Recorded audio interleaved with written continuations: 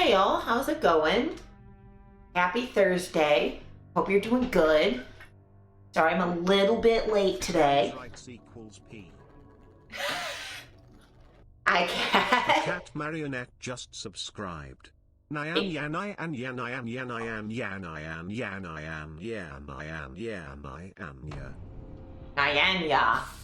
Exactly 16 years, yeah. Thank you for the 16 I can count. No! 16 entire months. I appreciate it. I can count. Your fucking that custom subscription alert makes me giggle every time. Hi Kama, welcome in. Hi Kat, hi Staffy. I knew you would come, and you have come. Hi! Ooh, Ray Train. Thomas6 just resubscribed. Thank you for the resubscribe. 5 whole months. Thank you, thank you, thank you. Yeah, do you like my hype train alert? It's the TTC. Is this a witness stream? Yes, we're doing witness. Subway announcement sound, yeah. Yeah, we're gonna just chat for a little bit and then we're gonna be doing the witness. Hi Ian, welcome in. Hi Pie. Fuck yeah, the TTC. Speaking of TTC, big news. The Eglinton Crosstown is supposed to open this weekend after 15 years. That thing's been being built most of the time I've lived in Toronto. Yes, it's supposed to open on Sunday. I will believe it when I see it. It's supposed to open on Sunday. Supposed to. But yes, we will all attend Mass at the Church of Transit Delays. All the time I've lived here, it's absurd. Yeah, I've lived in this city since 2008. We talked about the 77B on the TTC. Oh, I should put, okay. I have 2 things I have to show y'all.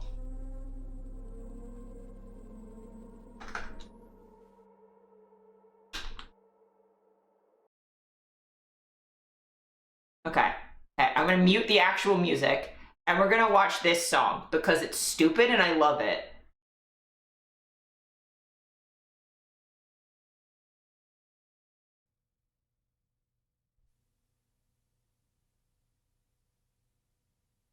This is what we're, please play.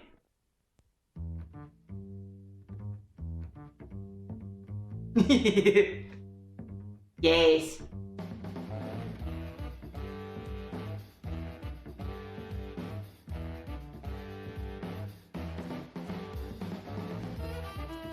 This is like proto ska.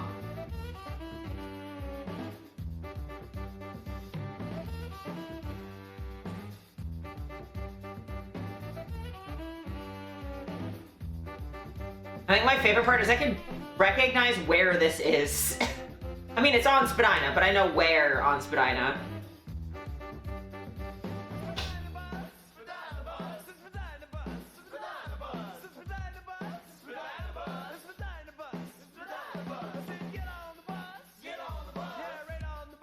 This is so fucking low quality.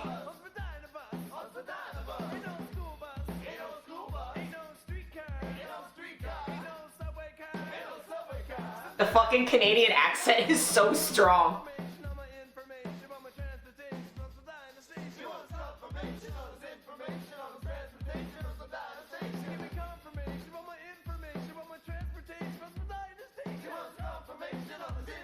I agree, Pine.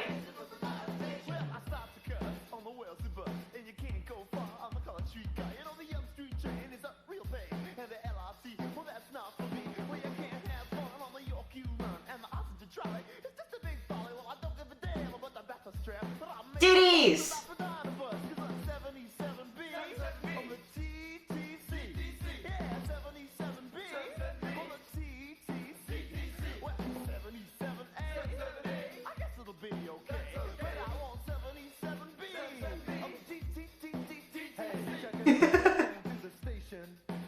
This is so funny. I just have lots of patience waiting for that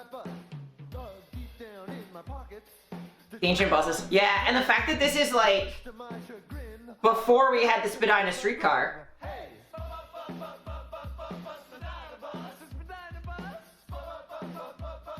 This is so fucking funny.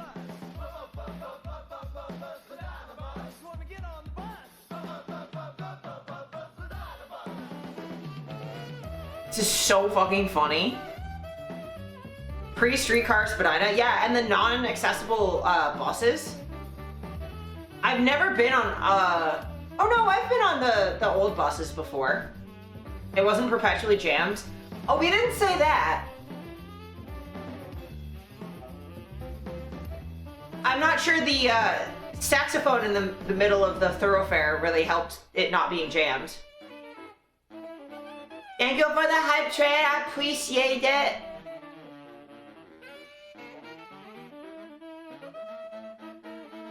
Based on the filming?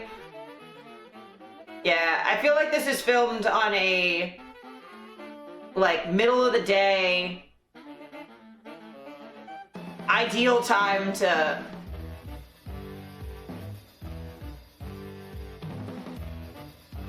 What is it, 4 a.m.? I mean, like 11 to like 2, it's not too bad.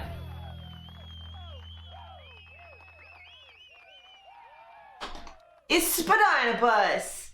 So there's that, and then the thing that fucking...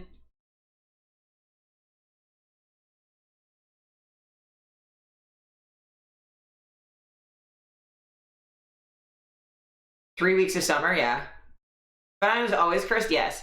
I mean, when I moved to Toronto in 2008, there's still... I lived at York, because that's the school I went to, and they were still, they hadn't even started building the subway up into York. Like, that took about 15 years too. That was a pain in the ass. I mean, the streetcar, at least any streetcars with dedicated lanes are what you want. So there is that. And then this is what Stewie was referencing, Steffi was referencing when she came in. You've come. I mean, I knew you would come, but you've come. I have come.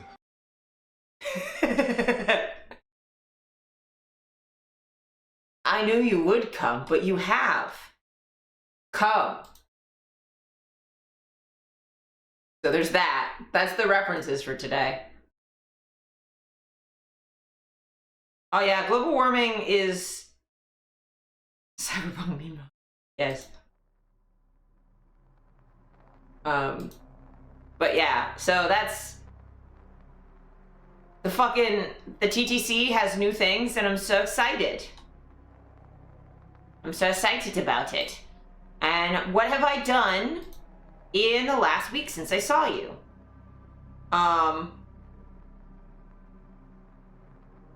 So I saw Iron Lung. That's what I did the day of the last stream. I went and saw Iron Lung. Well, first we went out for dinner. Cryptid, Lucy and I all went out for dinner, and we went to Hooters, which is my first time at a Hooters, and their wings are great. It was really funny because our waitress was really sweet, but she was like, we're like asking about like the heat levels of the wings, and she was like, okay, these are the hot ones or whatever, all the way down. And I was like, oh, like, I might get this one, I might get the spicy garlic. And the waitress is like, spicy garlic is like one of our hottest. Like, she was like, I don't really like spice and I can handle everything on the menu, but that one's like kind of the roughest. And I was like, I'm pretty sure I can handle it. There's no heat on it at all. It was fine. I pounded those back. It was completely fine. So that was great, but they were very good wings. They just weren't that hot. And then we went to Iron Lung, which I won't spoil anything. It was really, really good. White people hot? I guess, but specifically like white people who don't really like spice hot. Because, like, if you... Like, it was hotter than, like, Frank's Red Hot, I guess. Because Frank's Red Hot doesn't taste hot to me anymore. Unlike last night for dinner, I had Dave's Hot Chicken. The jump between medium and hot is insane. And I got burned the last time I did hot, and I was like, nah, I'm not getting fucking beaten by chicken. I will tell you, last night, I was defeated by chicken. I was like, I think it's because like my lips are chapped and stuff, it's not helping. But I was like, this really actually hurts. And I was using the milkshake and water to help ameliorate some of the problems that were happening in my mouth. There was one point though where I'm just like, in the corner, and Lucy's just like, is it bad that that's hot? And I'm like, Lucy, god damn it. Congrats, chicken defeat, thank you.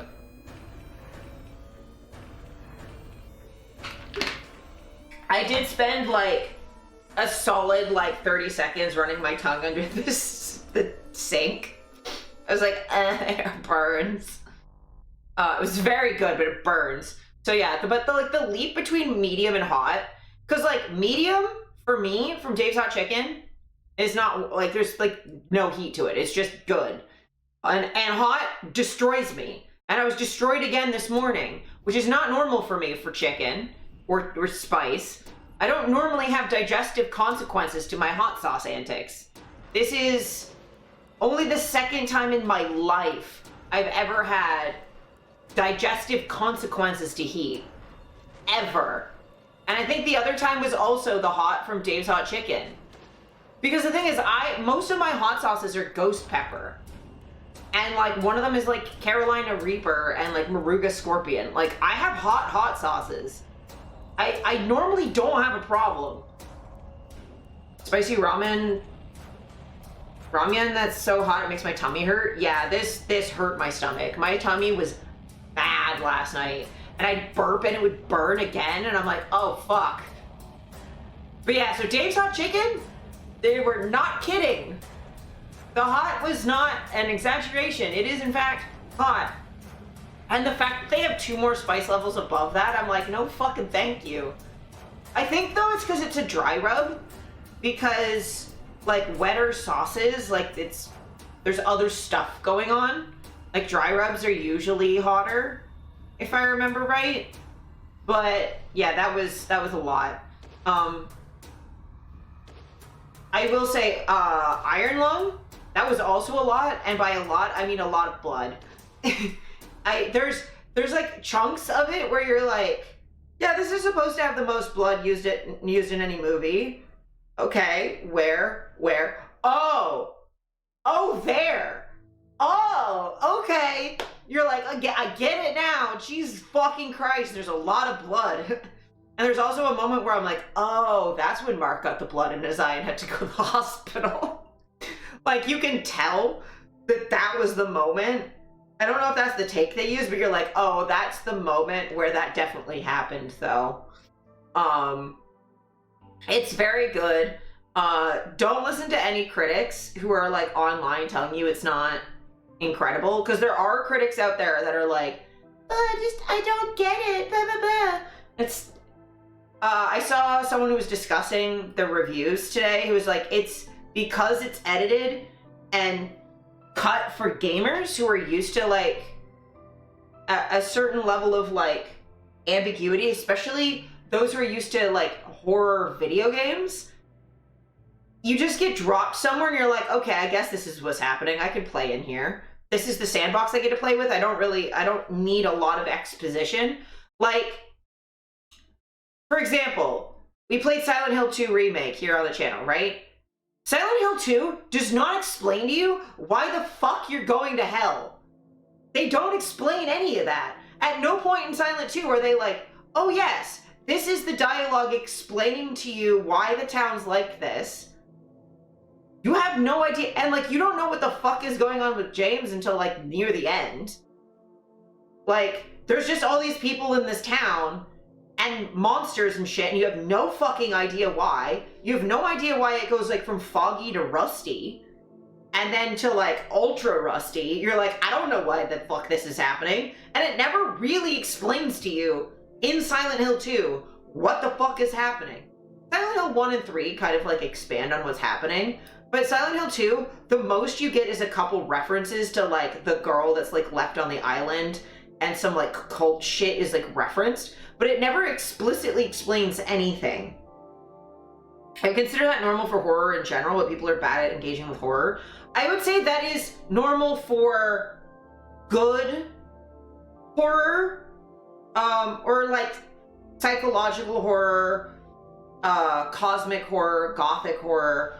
I would say people have gotten too used to like stuff like The Conjuring and like the like paranormal and like slasher flick ones, where they do kind of explain what's happening. Like the Warrens, like in the fictional versions, over explain what's happening. It's not just like, okay, there's just a demon or whatever, we're gonna deal with it.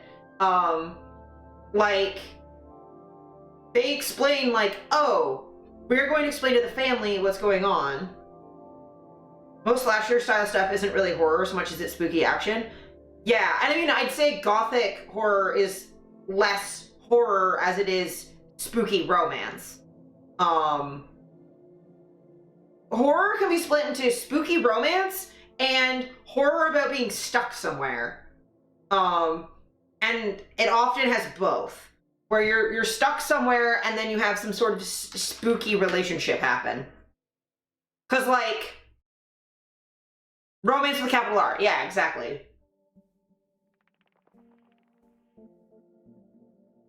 Cause like Crimson Peak is more romance than it is horror, even though there's ghosts in it.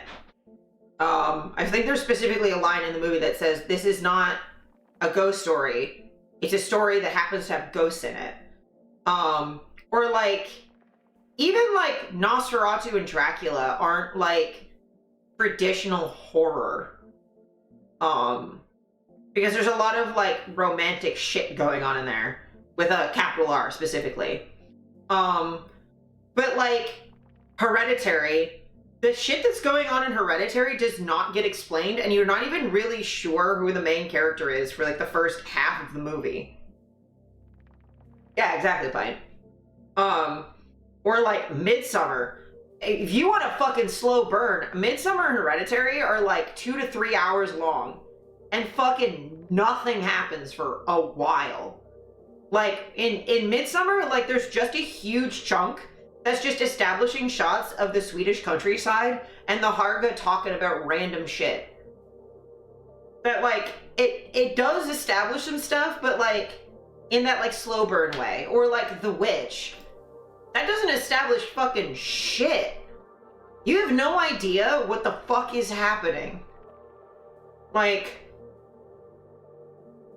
it does explain itself, but like, it's a lot of just sitting around watching these people like milk goats and fuck around in the woods.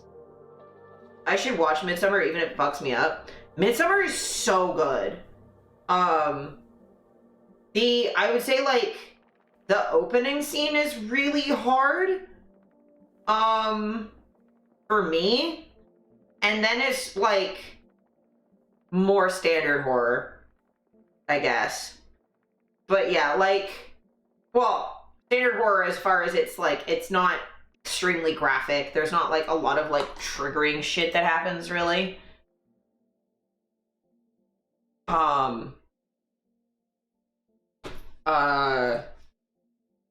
Bring Her Back fucked me up actually. But like, I just think a lot of critics do not understand how horror works, and that horror works best when there's stuff left to the imagination and it gives you time to like sit in a feeling. But like Iron Lung, yes, there's some like critiques you could make. It's a first time indie filmmaker.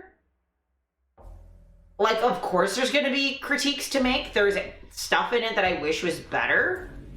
Like, some of the audio mixing, I would love to watch this movie again with subtitles. But, like, I have auditory processing issues, so that's normal for me anyway. But, you know, people without that have said that, like, some of the dialogue can be difficult to understand. But, like, there was one review I read that was just, like, first of all, like, didn't seem to understand who Markiplier was. Weird and variable and hard to warn for it. That's fair.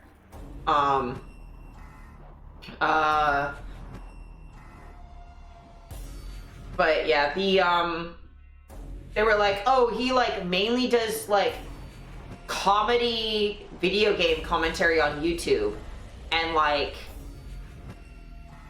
I didn't understand what was happening in the plot, and really nothing was happening, and then proceeded to spend his entire word count describing the plot. And I'm like, if you didn't understand it and there was nothing going on, how did you spend like 80% of your word count on describing what happened and the plot?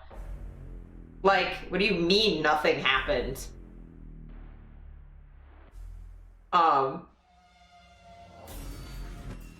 Like, it's fine actually. And then there was another one that was like talking about how Markiplier's audience was like all young, and I was like, sure, a lot of people started watching Mark when they were 14, but that was a decade ago. Like, I don't think most Markiplier fans are underage at this point. You see the Melania movie? No, fuck no.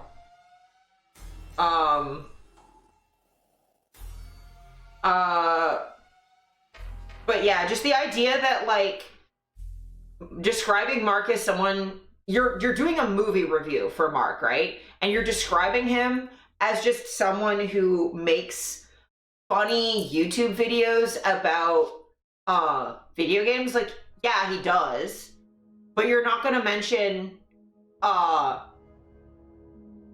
fact that he's made short films before. They're just released on YouTube, so Hollywood doesn't give a fuck. But like, he made, you know, that's a joke. Oh, for sure. He made A Date with Markiplier, On a Date with Markiplier, Who Killed Markiplier, Heist with Markiplier, and Space with Markiplier. He made 5 short films, all of which were first-person POV, like choose your own adventure style, multiple ending projects. Those are fucking difficult to write. And he acted multiple characters in almost all of those. Like, if you want to like talk about him as a movie maker, at least talk about the things he's made. Like, he spent like a year making In Space. Hi! Hi, Salty. Thank you for the 21 months. 21! Subscribed. Thank you. Hi. But yeah, like, talk about his relevant stuff. Like, I don't expect anyone to mention Unus Annus because that's just stupid nonsense. But like, that was still a year-long project that shows that he's more than just fucking video games. But like, it's deleted. It's like a whole fucking thing. I don't expect people to mention that, right? But like, you're not gonna mention the fact that he made, like, if you just talk about Heist in Space, he made longer than feature-length films with YouTube where he was the writer, director, and main actor that had multiple endings. You know how hard, and they like loop back into each other and like make sense? That shit's fucking difficult. I do also love Markiplier's one anus, yes. But yeah, it's just the reviewers. I'm like, I can tell that you just don't take indie filmmaking seriously. You just don't. Or you think that because he's a YouTuber that like it doesn't count. But like,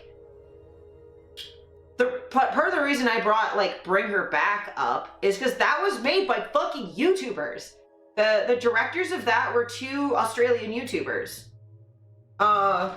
There's a dude who made I don't know if you guys have ever seen, there's a short film called The Face of God. Extremely good short film. Extremely good. Was released on YouTube. The writer-director of that is being tapped to do some stuff for Hollywood. Or the guy who made Backrooms, who made like the first Backrooms video, is getting tapped to do some stuff for Hollywood. So it's not like these indie online creators don't know what the fuck they're doing. They're good creatives. It's just the format is different, so it's going to be presented differently, right? Because like even just the difference between, say, streaming on Twitch versus making YouTube videos of the same kind of thing. Like a Let's Play here on Twitch versus one on YouTube. Like the one on YouTube, you have to be snappy and quick because you have to keep people's attention. On Twitch, you can be a bit more laid back because people have chats, you have like live interaction, you can be second screen content and stuff. Like this is a completely different format. Obviously, like the stuff I make live and the stuff I edit is completely different. Or like the fucking things I take as like selfies for Instagram stories and social media are not going to be the same kind of things that I make for like a photo set. It's different, like because it's a different context. Or like spicy videos that you edit versus being spicy on fucking Chatterbait or whatever. Like it's gonna be different. And I think that because it's different, they think it's bad. And it's like, no, it's just made for a different audience or a different medium. Like you can't make TV shows the same as movies. Fucking different things. So yeah, I'm just, don't listen to the reviews. Unless it's reviews from someone you know and like kind of trust. Because like a lot of places are not taking it seriously. And I'm like, if it was as bad as some of those reviewers are saying, it wouldn't have hit #1 in America. It wouldn't have done that. But yeah, so I really liked the movie. I had a really good time. It's, I'm really proud of Mark. He did a great job. And I'm just really happy to see like independent art doing well. And I think people are hungry to see stuff that's like made by people with passion for art and not made by a committee to make money. People are tired of things that are just designed to make money. Like passion projects are way cooler. But yeah, what else did I do? I had work on Friday. Had a good time working. Did a photo shoot. I guess I can show you some behind the scenes stuff. Post Endgame MCU would disagree with you. There are some stinkers that hit #1 due to popularity, but your point is absolutely correct. It's amazing to see this have landfall hit. The landfall hit it's had. Yeah, I mean, MCU hit post Endgame MCU had bad shit hit #1, but that's because it has name recognition and the advertising behind it of Disney, right? An indie film that was only supposed to be in like a dozen or so theaters with no advertising, because other than like Mark's social media, there's like basically no advertising for and it's like self-distributed, like, and there's nothing to like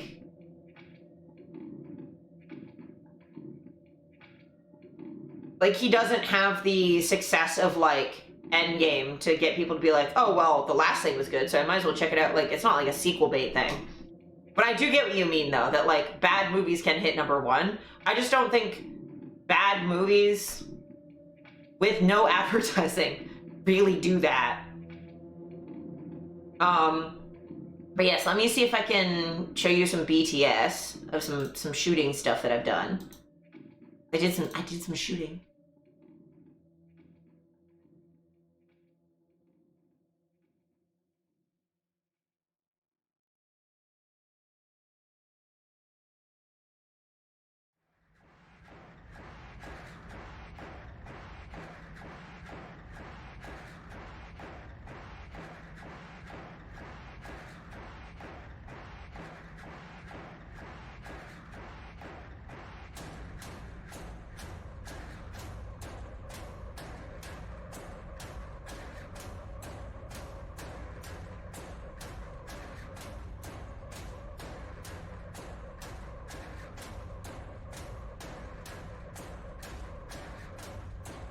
And about hit #1 has to be good. Oh yeah. Yeah, well, yeah, exactly. He has his own like captive audience, which makes a huge difference, right? And that the things he's made has been quality on its own. But yeah, so on, what was it? Friday, I shot, well, this. This is what I did. I did this.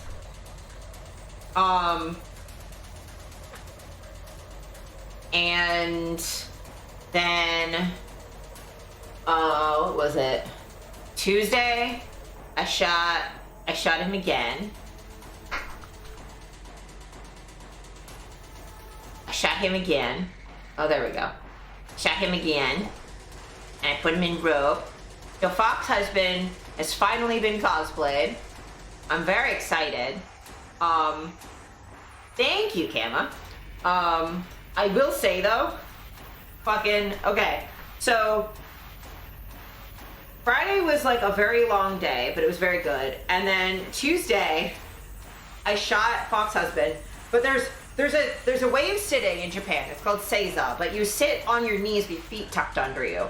And it very normally causes circulation loss in your feet because you're sitting on your legs. So when my legs and my feet started to go numb, I went, oh, circulation. I didn't realize that I was causing nerve damage. So I have my 4th ever rope injury right now. And the first one that wasn't just a dislocation. Because of my rope injuries, I have 4, right? So I have 2 ankle dislocations. That as soon as I came down from the rope, I was fine. I had a rib dislocation that was pretty serious that took like 2-ish weeks to recover from because I loaded a chest harness wrong. And then this one, I have nerve damage in my foot. Says I can do that, yeah. Well, it's because, so my leg was tied, folded this way. There was rope all here that I was kneeling on. I definitely have a bruise right here. But look, y'all are gonna get free feet and you gotta be chill with it, okay? And I'm only doing this because I gotta explain to you what the fuck I did. But I'm sorry. So like right here, there's definitely an invisible bruise. But was it yesterday and the day of? Like from here to here, all along the top of my foot was numb. But now it's just here. Here is numb and like this is fine and this is fine. Well, this is a little numb, but it's mainly right here now. It's not like all up here like it was. It's just right here. It's all tingly and weird. So,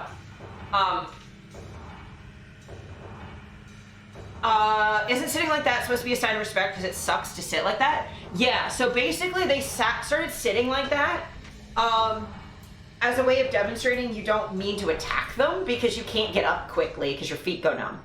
Like it's not a position you can move quickly out of. So it's showing that like I am not intending to attack you. So you, like samurai would do that to show like, hey, I'm being peaceful and I'm not a threat. And yeah, it just got extended to be like a sign of respect because it's uncomfortable. You can get used to it, but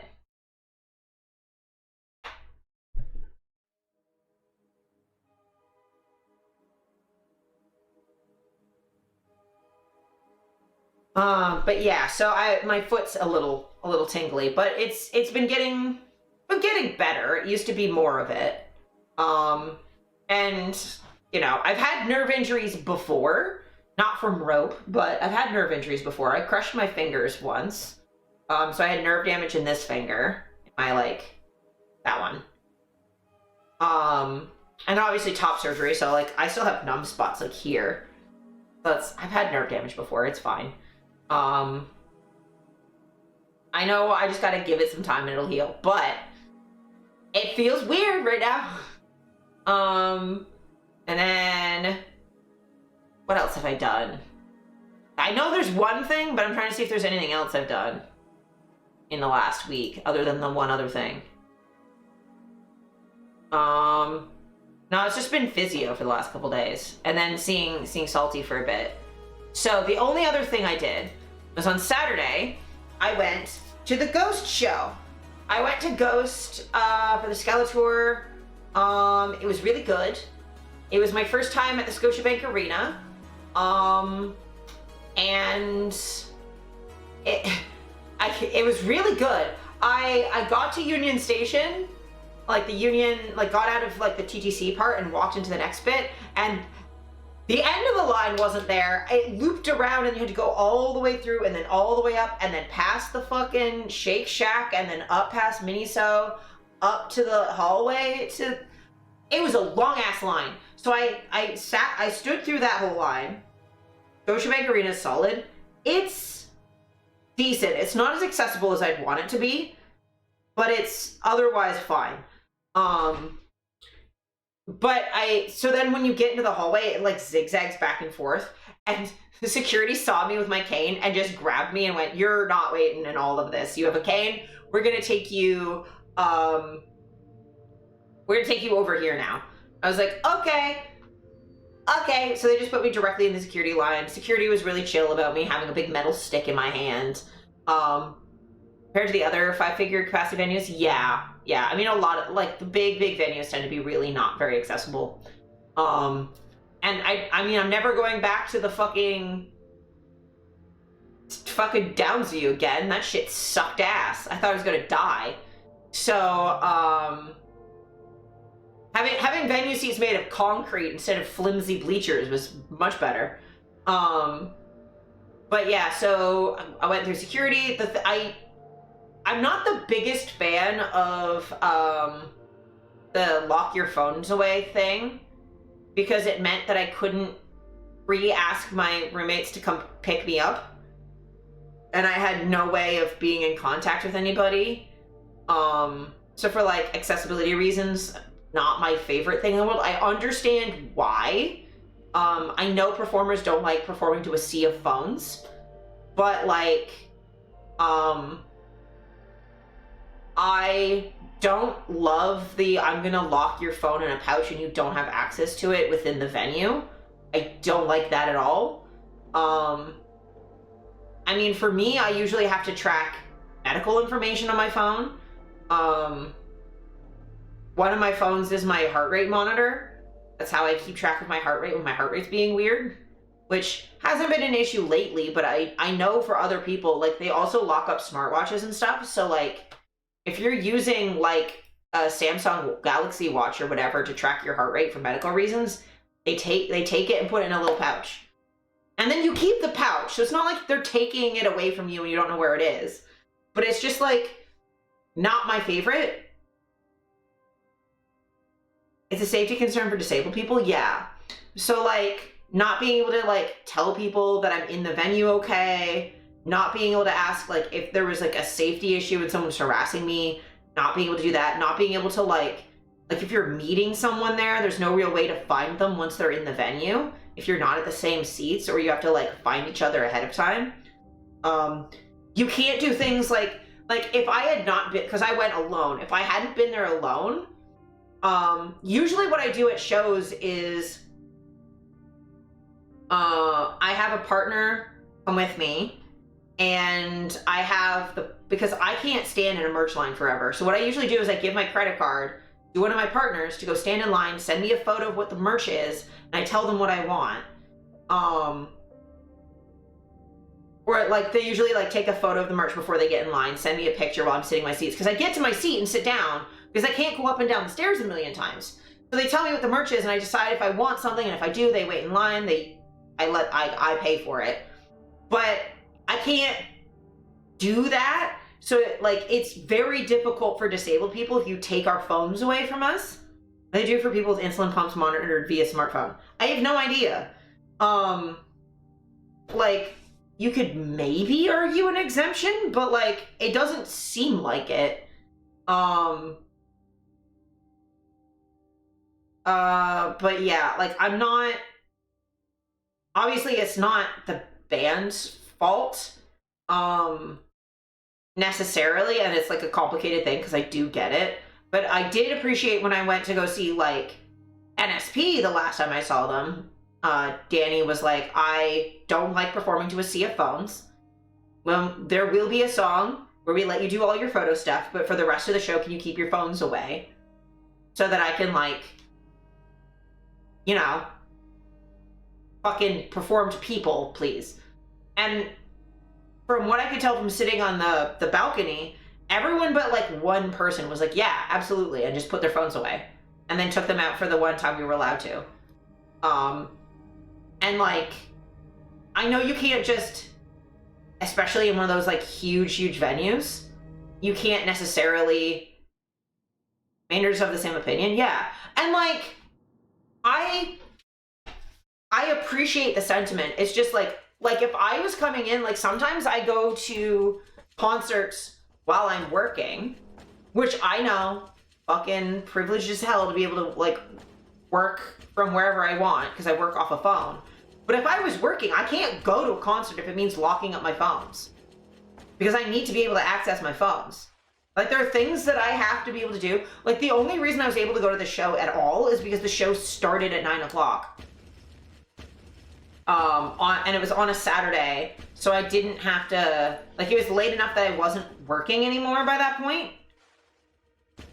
Like, some people need to have access to their phone for emergencies, or like, for me, usually what I do is I'm not working. Usually if I'm at a concert and I have to do work stuff, is like,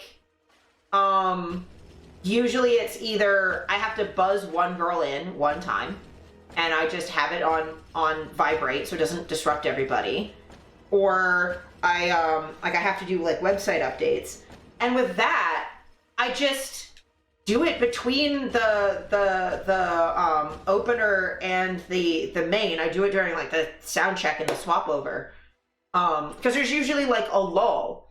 Like I'm very considerate of the people around me, that it's like, yeah, I'm doing a weird thing at a show. But, like, sometimes that happens, right? Like,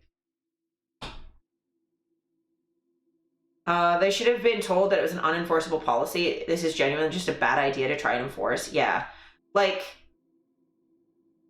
and the thing is that makes it additionally complicated is it makes leaving the venue bad. Because, okay, nothing went wrong, but leaving the venue, you have to go to the people to unlock your phone out of the pouch and give the pouch back to them, which means there's a roadblock in leaving the venue. Because at least getting into the venue, people kind of come in at different times, and it's fine.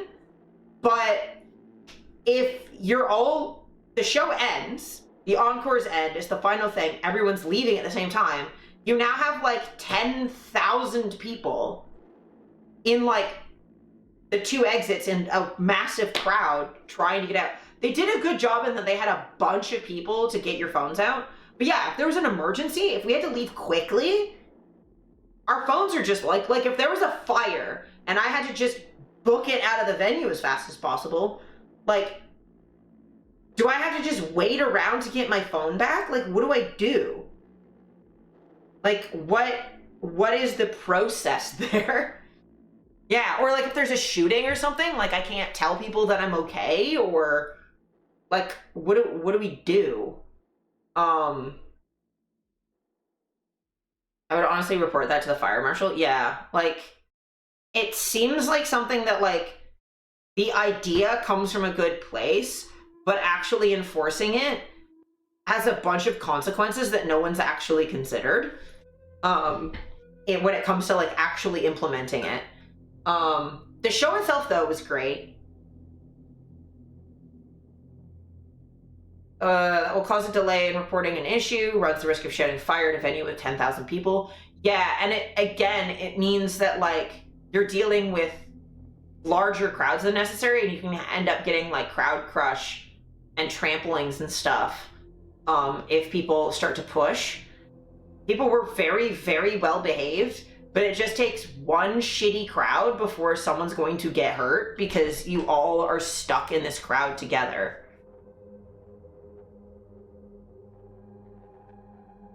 You know, like that's not cool. And then, yeah, the venue, I was at the very, very, very top. So getting up there as a disabled person was complicated. The signing's not great for figuring out where you're gonna go, but figured it out. It's not kosher at all. Yeah. Yeah. So, like, that I didn't love. And it also kind of sucked because a client bought me tickets and I couldn't take, like, a selfie anywhere at the venue because your phone's taken from you, like, well ahead of time. Like, when you're in the security line and, like, you don't get it back until you leave the venue. So you go outside the venue into the hallway, which is also not great because anyone else trying to walk down the path outside of Union Station is just getting blocked by a crowd of, like, a fucking 50,000 or, like, 5,000 people. So, like, that's not super great either. But yeah, so that wasn't great. The show itself was amazing. They played all of my favorite songs. Ghost always puts on a great show. There was a girl sitting next to me that was, like, maybe not my favorite because she was screaming out of tune and off beat the entire show. It was endearing at first because I'm like, you're 14 and this is clearly your favorite band and you're clearly neurodivergent about it. Like, I get it. But after, like, an hour, I'm just like, could you stop screaming? Please. Please, it's so loud. But my favorite interaction, I had a couple interactions that I really liked. There was one when I was leaving, because I was my Cradle of Filth, like, Jesus is a cunt t-shirt. And an older guy came up to me on my way out and was like, that's the funniest shirt I've seen all night. And I'm like, thank you. And then when I got there, I went to one of the bars to get a drink because I'm like, I'm alone at a concert. This is not normal for me. I don't really like being alone in public, in crowds. I don't like crowds. They overwhelm me a lot. I was fine once I was in my seat, but dealing with the crowds getting there was, like, not my favorite. And, like, not having my phone as something to, like, stim with was hard. Because normally I just quietly play Sudoku to keep my brain quiet. So I went to the bar, and they had this really amazing triple berry drink of what it was, like, raspberry and lemonade and grape. There was all sorts of shit. It was so delicious. So I go up to the bar, and I'm like, oh, hey, can I have the triple berry, whatever the fuck? And she was like, yeah, sure. Can you pull down your mask so I can see your face? I'm like, yeah, absolutely. Because, like, you know, I have to check age. And can't really tell from here, right? So I'm like, okay, cool. And I hadn't taken my mask off from being on transit. So I pull my mask down, and she's like, she just looks at me and she's like, how old are you? And I go, I'm 35. And she was like, what? Like, she's like, no one would lie about being in their 30s, but what? I'm like, I have ID on me if you want to check it. She's like, no, because no one would lie about being in the, like, no one underage is gonna lie about being 30. There's no way an 18-year-old's gonna be like, oh yeah, I can pass as 35. But how? What is happening here? I'm like, I don't know, dude. And then she noticed my fangs and was asking me a bunch of questions about them. I was like, those are super cool. I'm like, thank you. She's like, how did you get those? I was like, my dentist is really cool. But she was really sweet. And that was, I think, my favorite interaction is I love being 35 and being able to pass for 18 still. It's kind of fun.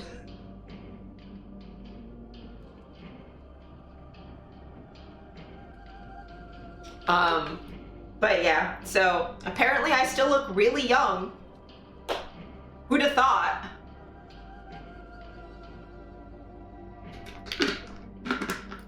It's because I'm a vampire. We vampires don't age. And, like, I've seen pictures of me when I was younger, and I look older then than I do now. Because I was sick, so I looked not great. And now I can, like, looking back at old pictures now that I'm healthy, I'm like, I can see now why I wasn't getting carded when I was, like, 20. But I am now that I'm in my 30s. because I was sick enough that like something looked wrong. Do you still get asked for identification?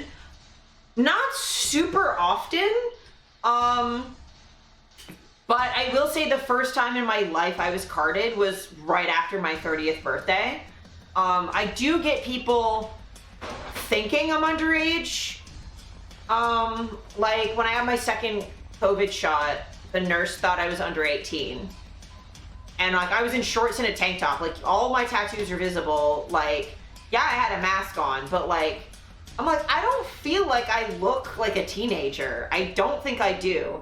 I think I just look ambiguous. My age is very ambiguous. So I feel like normally when I like go up to places and I just very confidently like, oh yeah, can I have this thing? And they're like, oh, okay. I don't get carded like really at all.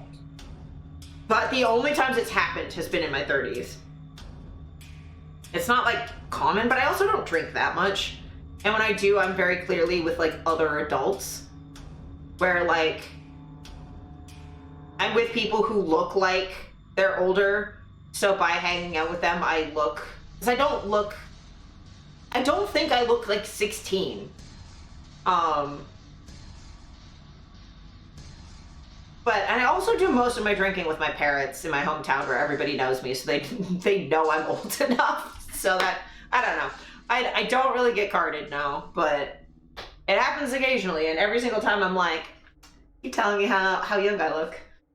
I've also had people at work tell me that before I open my mouth, I could advertise as like 24 and I could get away with it. But as soon as I start talking, I sound older, and then I'd have to advertise as at least 27. But I could pass as like 27, 28 easily, and I'm like, yeah. I have a client of mine too who kept thinking when I started seeing him, he kept thinking I was his age, and I'm like, I'm not 26. I'm in my mid-30s. But I frequently get younger clients who think I'm their age. But then also, you know, when I hang out with people who are in their 30s, like they think I'm their age. I don't usually get people thinking I'm older than I am. They just like are like, why you sound mature but you look young. I'm like, yeah, that's how it be sometimes. Yeah, that's been my week. I had Ghost Show. I had Iron Lung. I had too many hot wings. And here we are. I should start the game soon, yes? Are we ready for the video game? Oh, I guess as I'm switching that over, I have to get my controller and everything. As I'm switching that over, I will give you all an update on the Smitten Kitten thing. I'm getting raised? Fuck yeah, Pint, hell yeah. The Smitten Kitten thing, exactly an hour in, yeah. Buying stuff on your own is potentially a problem because their web store is closed right now. Because they are a 4-person team getting way more orders than they were expecting. So they are a little slammed. So they've closed the eShop until they can catch up on shipping and stuff. But I imagine they will open it as soon as they are able to get more support. So with the Smitten Kitten stuff, if you buy stuff through my wish list, because it is payout, I will get the money, and then I just won't give it to myself until their store is back open. It'll just sit enthroned until their store opens, and then I will mark it as complete on my end once I order it. So then you guys will know. But if you want to wait until their eShop is back open, I will let you all know when that happens. So if you just want to wait until you hear from me, that's also fine. Or if you want to order stuff on your own, that's also fine. The support drive that I'm doing is open as long as Ice is still in Minnesota, and Smitten Kitten is still doing mutual aid to deal with Ice. So, and even if they start doing like mutual aid outside of Minnesota, like as long as Smitten Kitten is still doing mutual aid, I will keep this up. And like I'll probably still like keep stuff from their store on my wish list even after that, because a queer owned business is great. I will also, if Ice ends up fucking up other places that have sex shops that are doing mutual aid, I will continue to support them this way, because it's kind of it makes sense for me to support the sex businesses and also do mutual aid that way as someone who is far away and can't help directly. But yeah, I am glad that the issue with their eShop is that they have too much support to keep up with. So I will keep you guys posted when their shit starts working again. If y'all want to wait. But yes, I'm very happy. I'm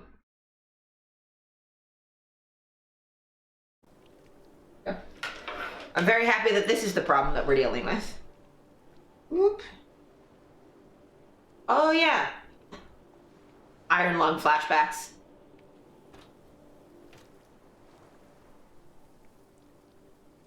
They will get their execution, and I will get my freedom. Okay. I have to figure out how to get over there. That was the thing.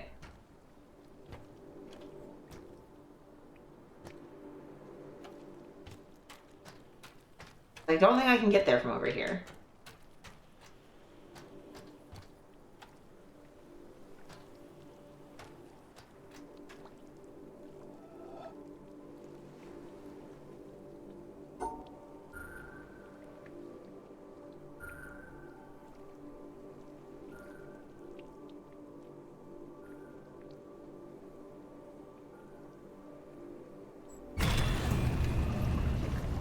Yeah, I just wanted to let you guys know that like the web story is kind of borked, but that seems to be semi-temporary. It's been the last week or so.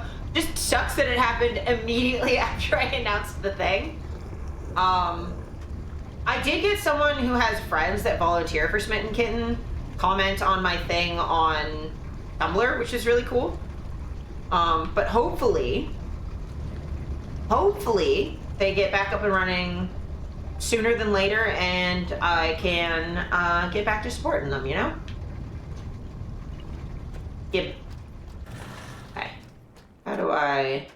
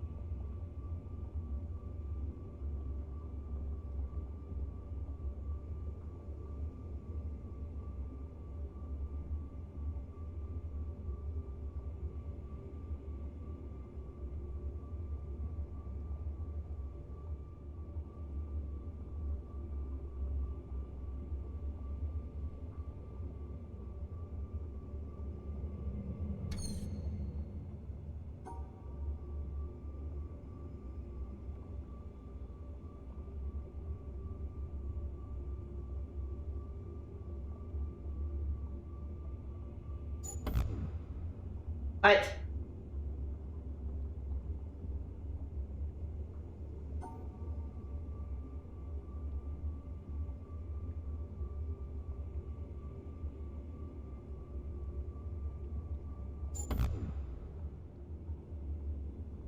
What do you mean?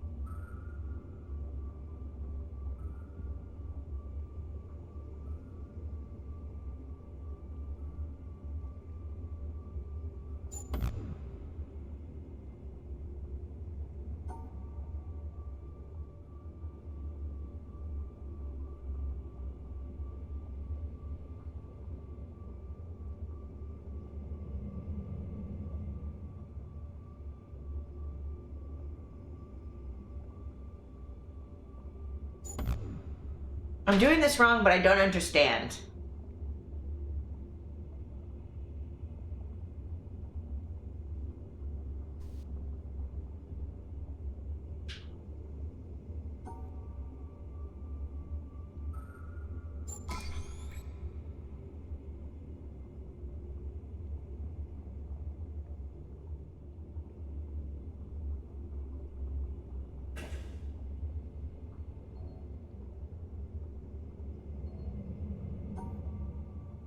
Okay.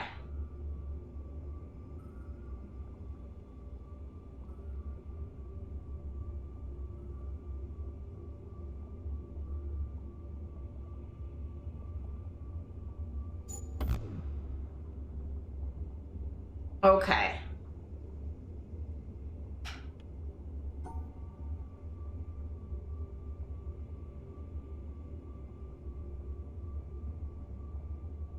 But that works.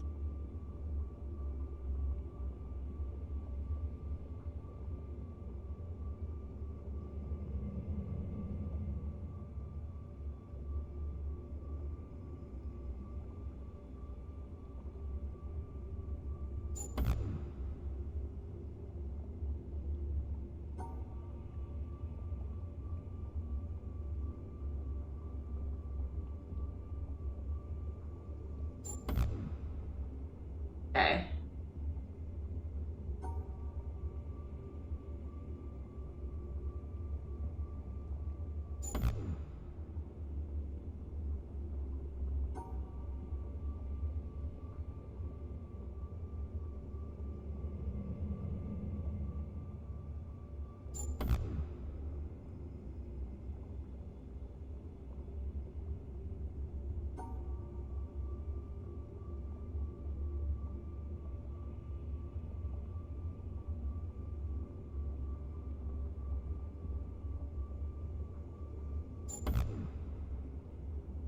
Okay.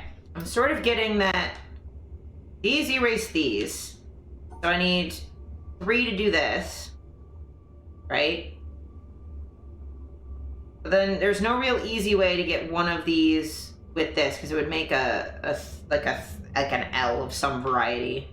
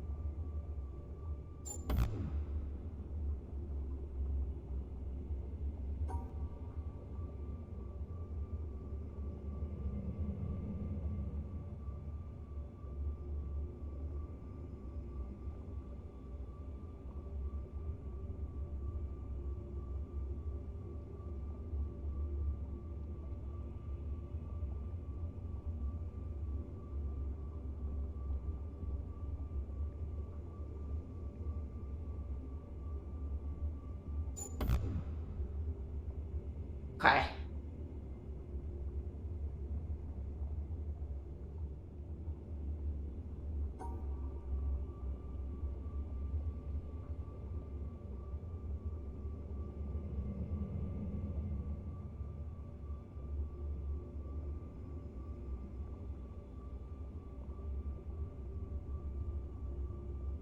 Hmm.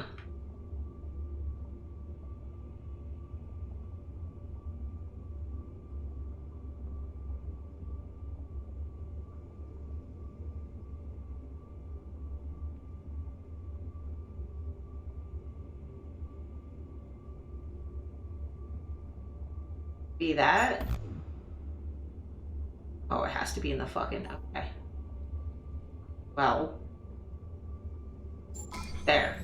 Fucking Christ. Okay.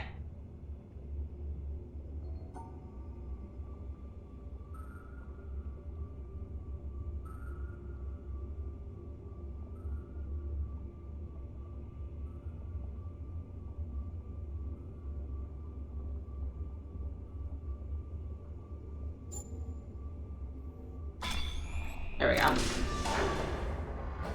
Yay!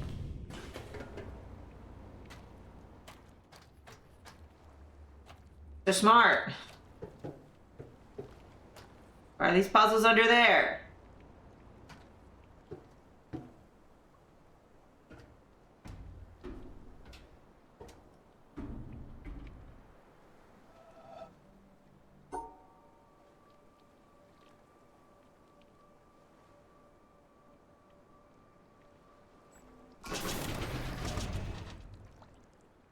What?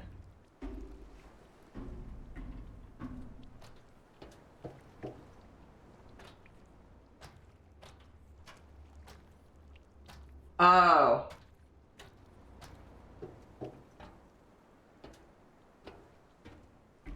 Okay, which ones do I need?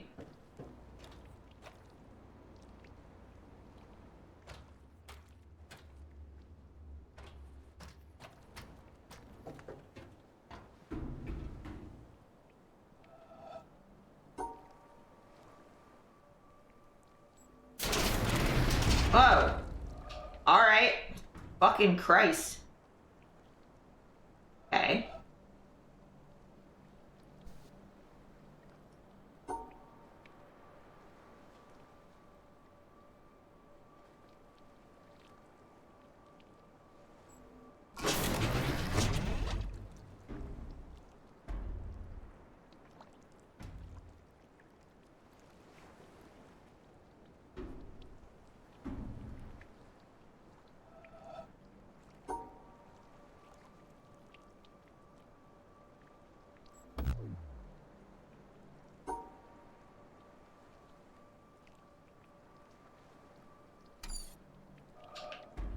Oh, I see. I gotta go for the middle.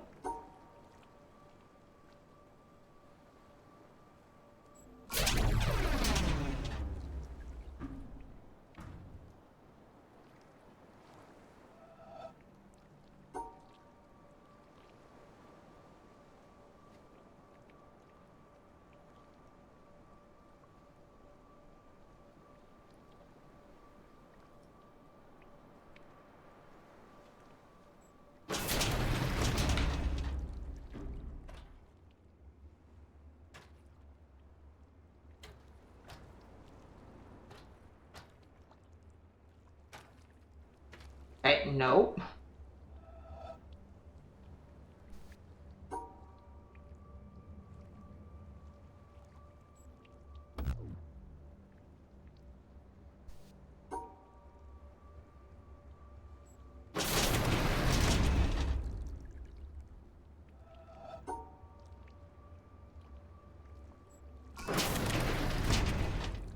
Okay.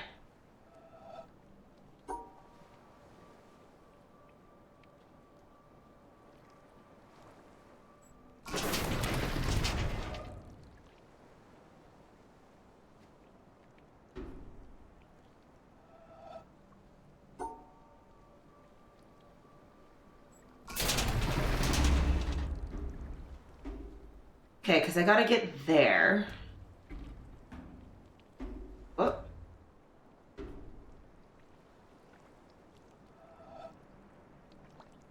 But I can't, because that thing's in the way. I can't put it there.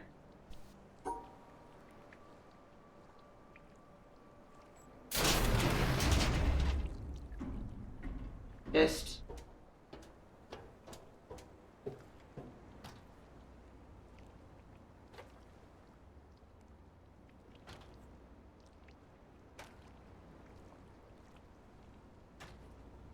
Oh, this is the same thing.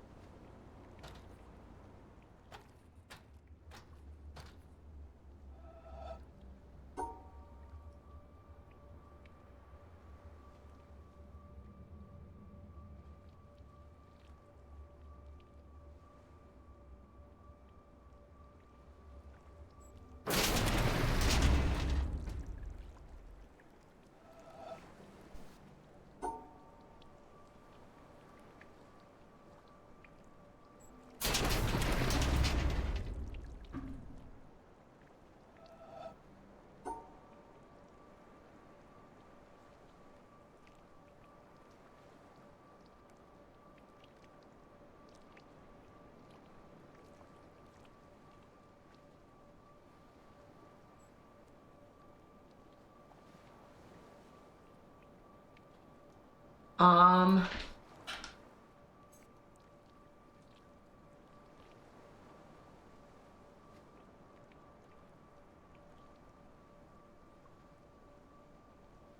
Oh, I'm an idiot. There we go.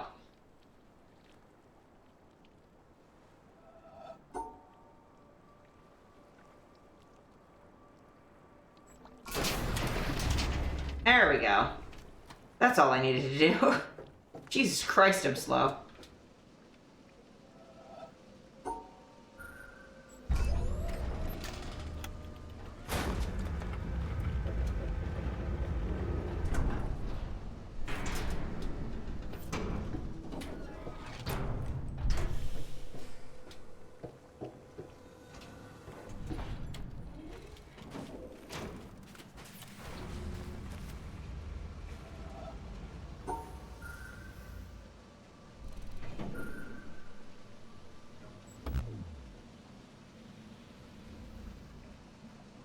Oh, you're butt fucking me.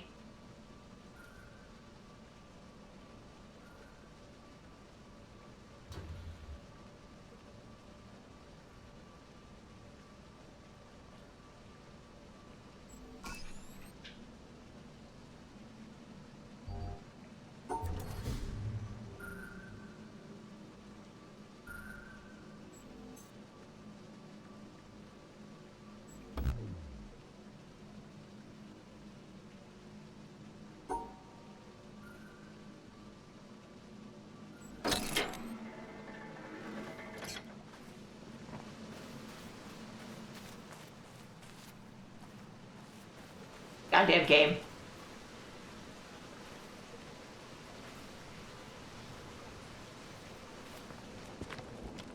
Okay. I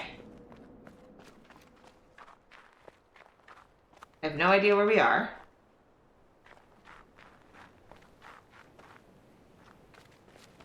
Are we going back up to Colorland? Back up to Colorland. There is a laser that we have to fix.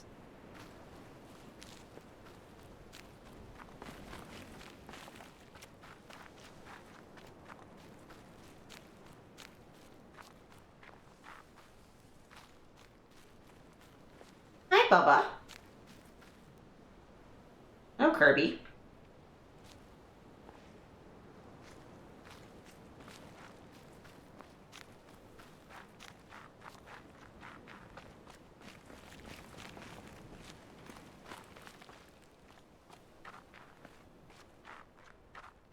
Oh.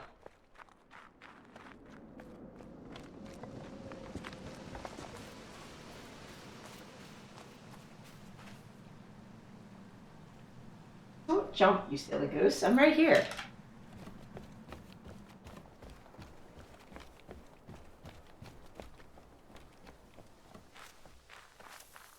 Let me know if he starts putting his paws up where he ain't supposed to. Oh, no, he left. Good boy, Kirby.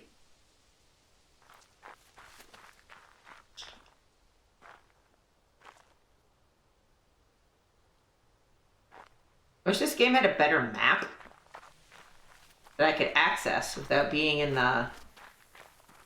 on the boat.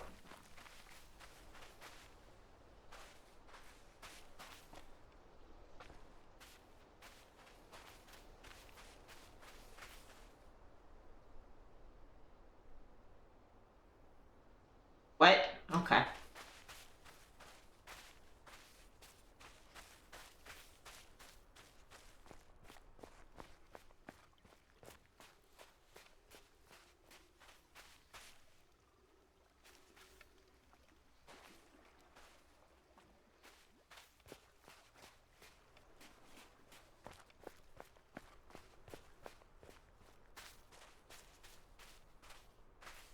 Oh, I walked into a wall. As you do.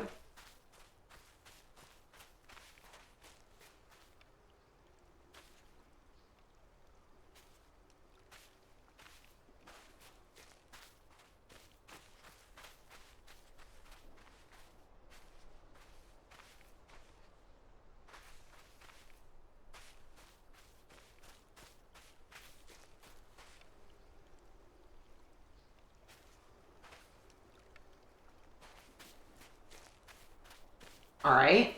I don't know how to get up any of those places.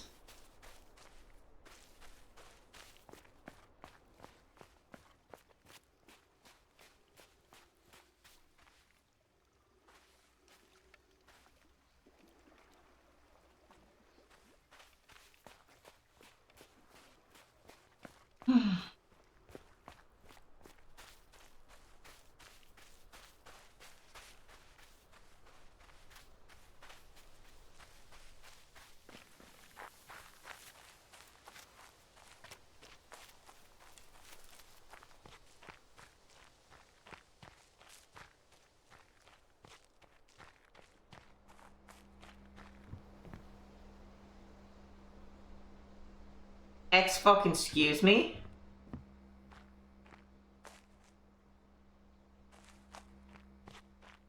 Okay. I guess I'll go fuck myself. I'll just go in the castle.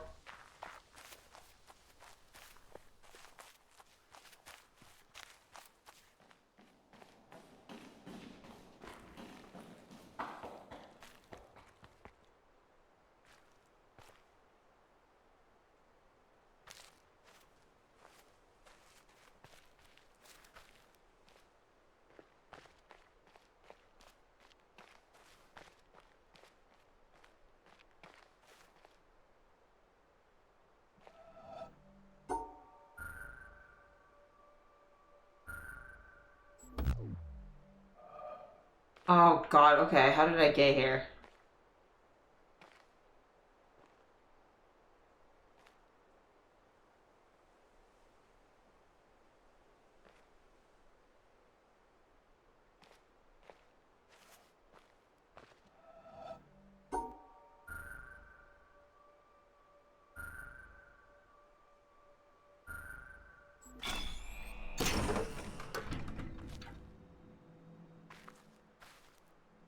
Fuck you.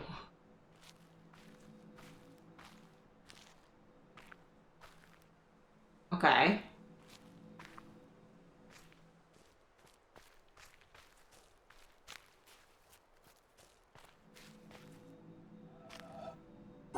Well, that I just went all the way around and just didn't engage with any of the bullshit in the middle. What do you mean?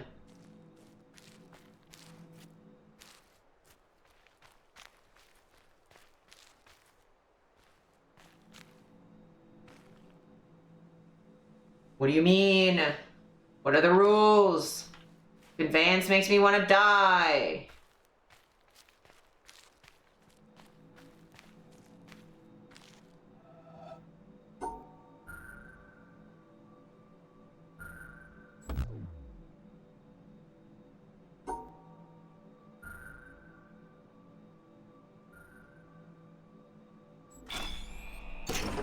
8 realtors? Yeah.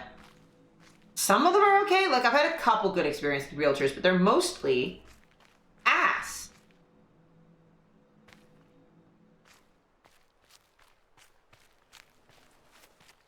When we were looking for our current place, I think we had, like, 2 that were reasonably helpful.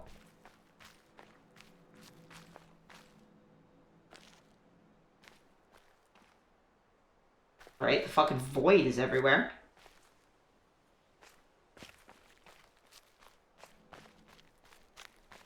There were definitely some that were just fucking with us for no reason, though.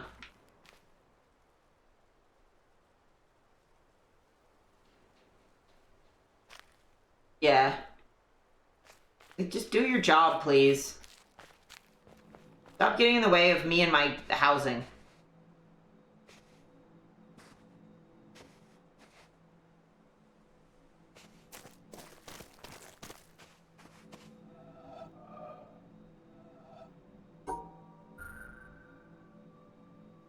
And it's not going to be this. No. But it should be, because that's where the court is.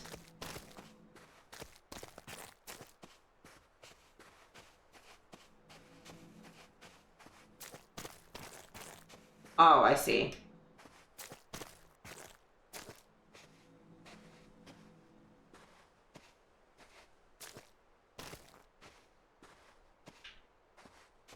Okay.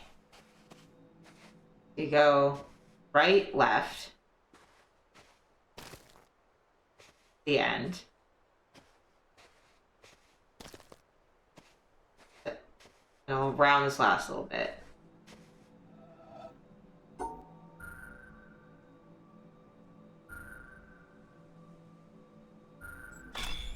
Figured it out. It's the sound. I will not suck your dick, be an adult. Stop using work email for personal matters. Sorry, what? Was dick sucking supposed to be on the table? Like, what's... I mean, I'll suck a dick for housing, but,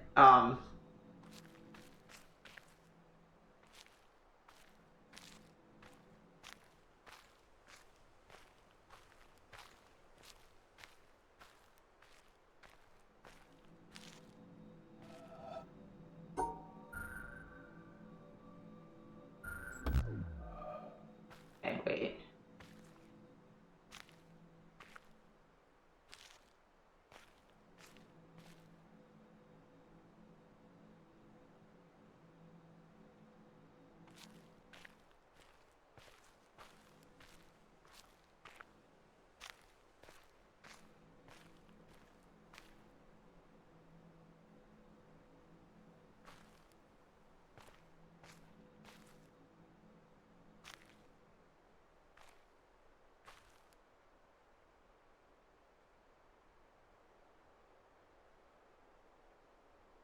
Oh, wow.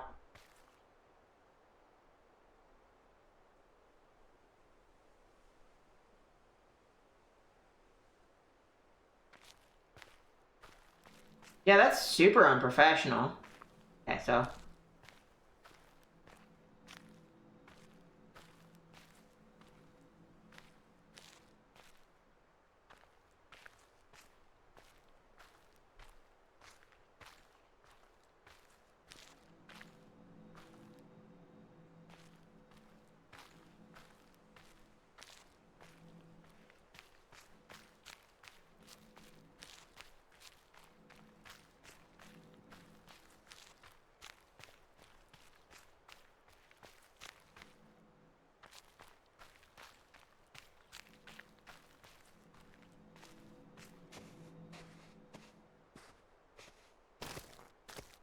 Yeah, so that's obvious. It's a sound thing. It's a barrier thing. Following the cord thing. Why are these all different? Personal request from... Oh, yeah.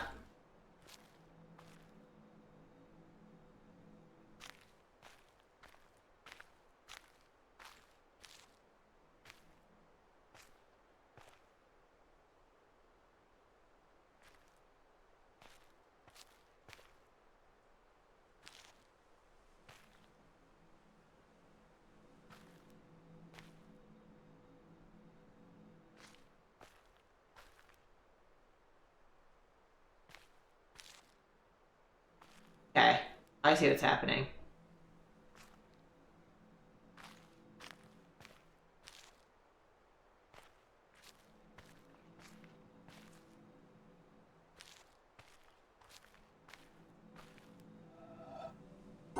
There's bits that don't exist.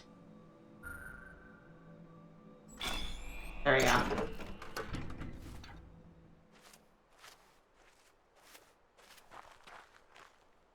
That was difficult.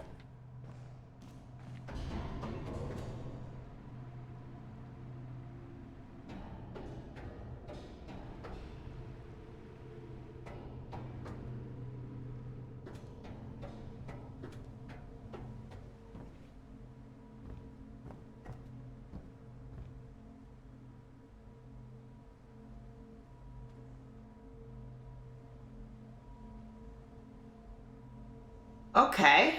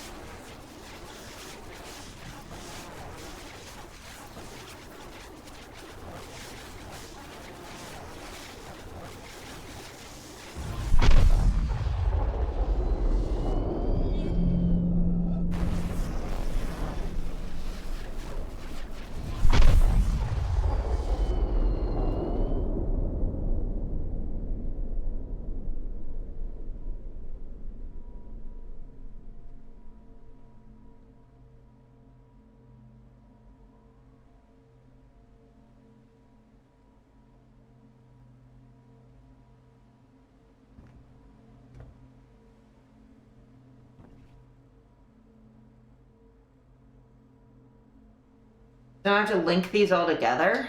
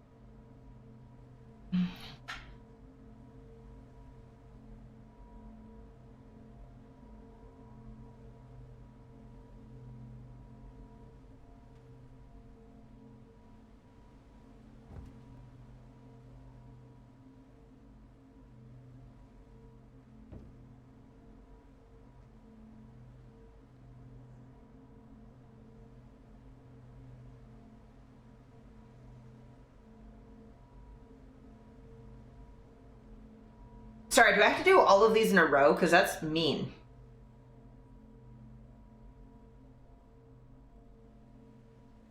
Just how am I supposed to remember all of these? Because that one's sound. How am I supposed to remember that?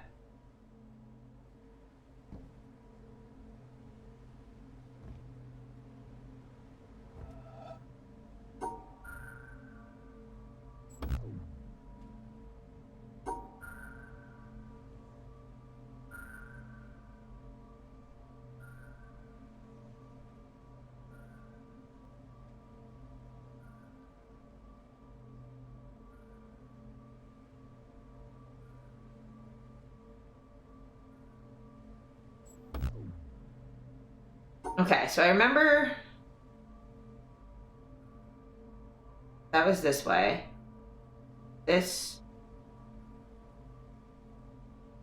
followed that. I don't remember this one.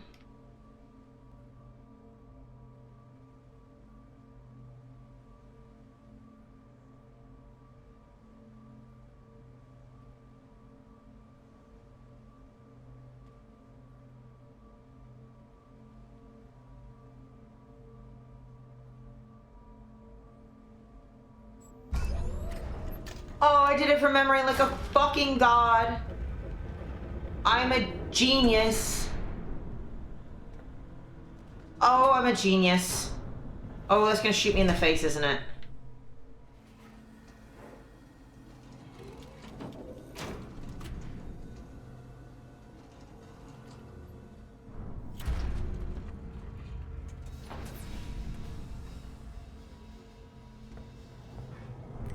Well, that's not pointed the right way.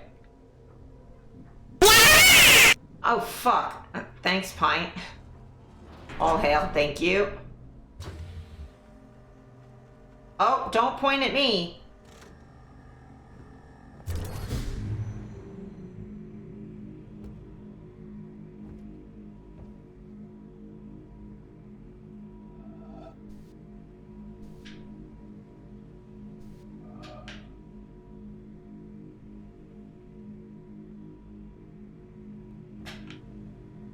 Okay, I don't know what this does.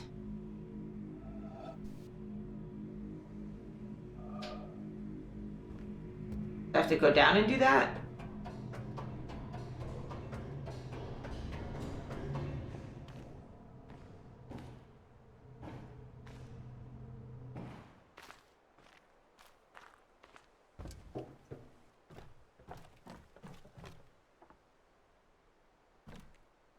There's a man and I don't like him.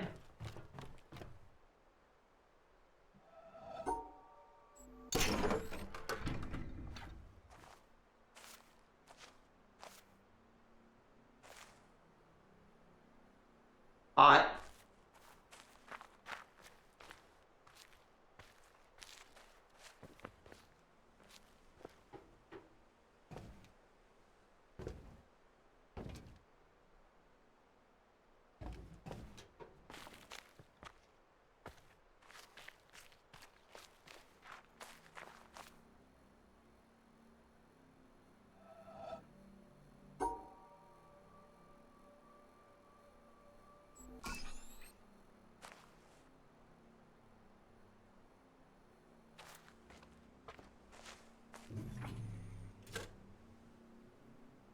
What?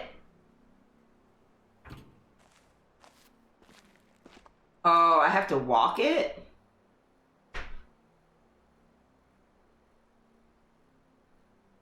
Well, that's rude.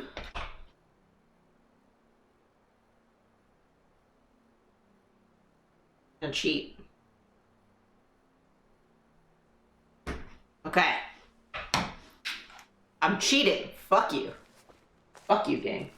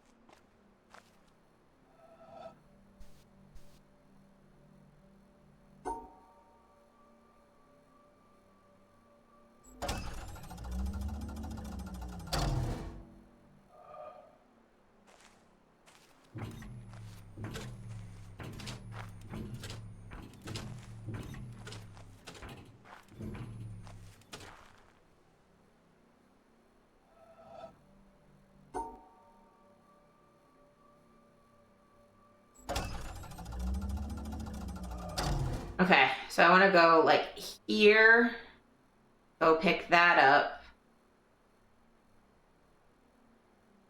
then go pick that up and then loop around.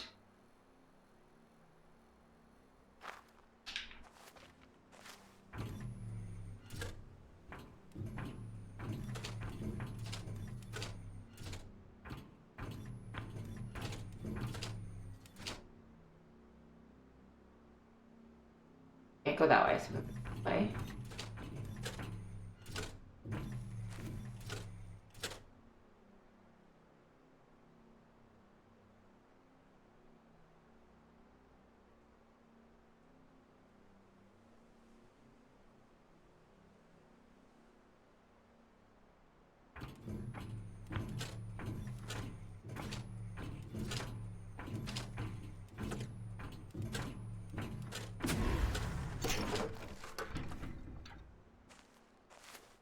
Huzzah!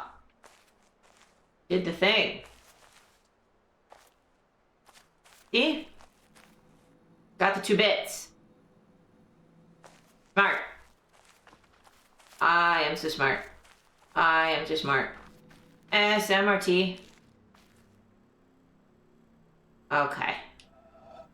That's the reset button. So, start in this bottom right corner.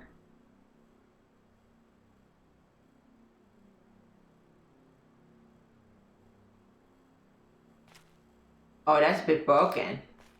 That bit's broken. Okay, I can figure this out.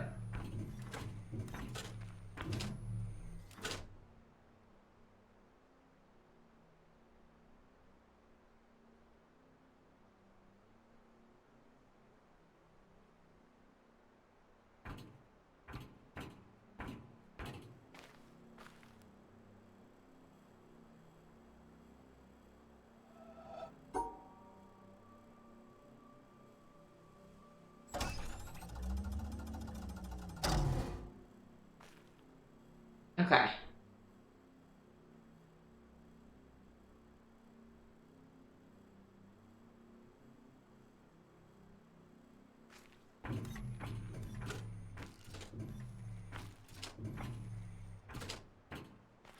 Assuming that doesn't work.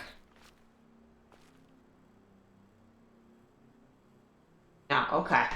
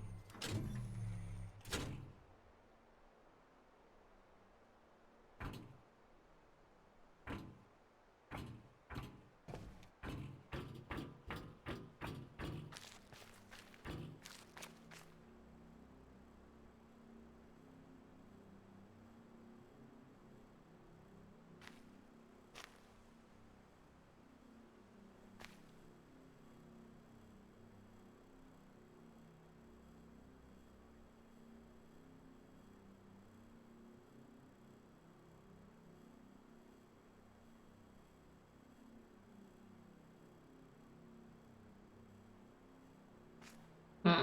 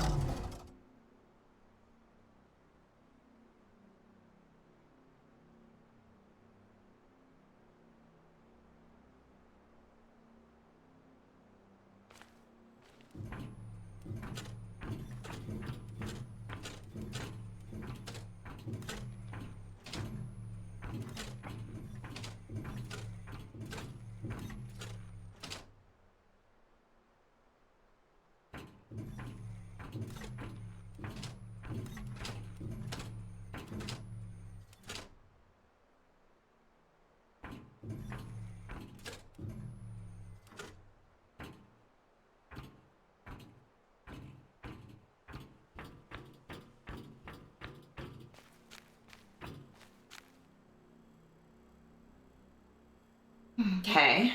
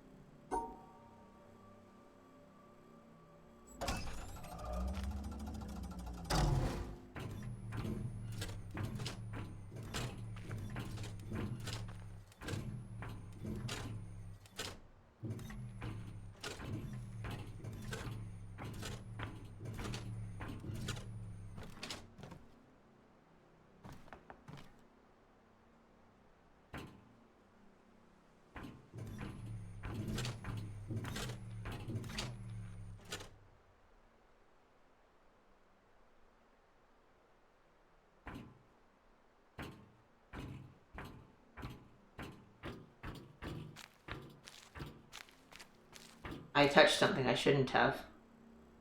Yeah, that's what it is.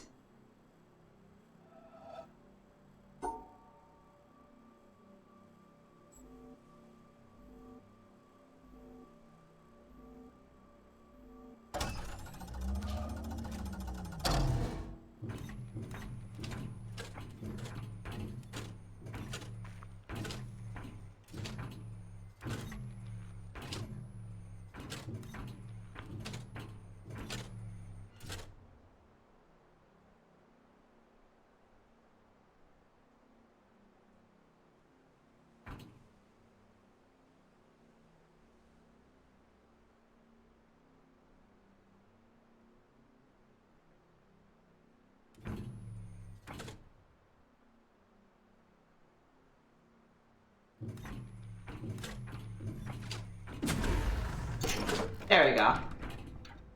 God, that's more difficult than it needs to be.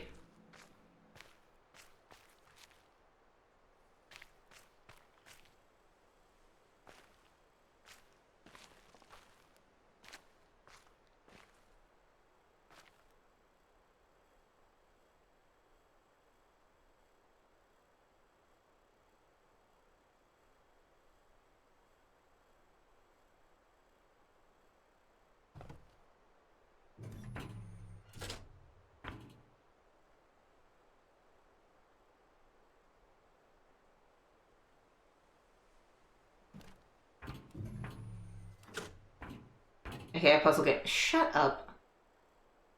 Not no.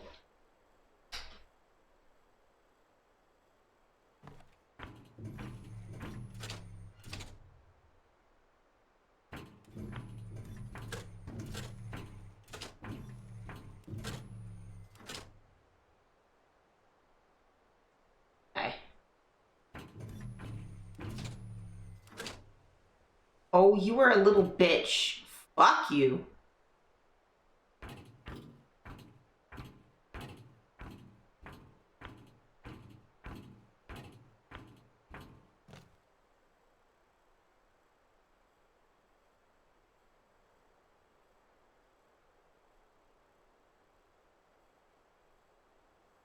Hmm.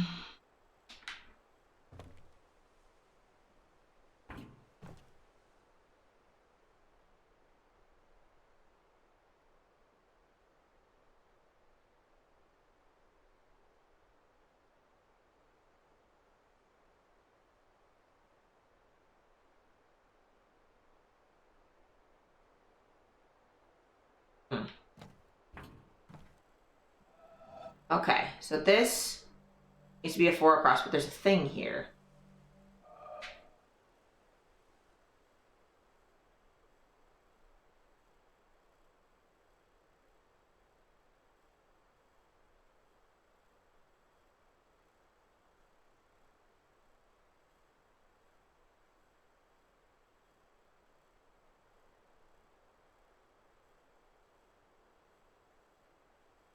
Hmm.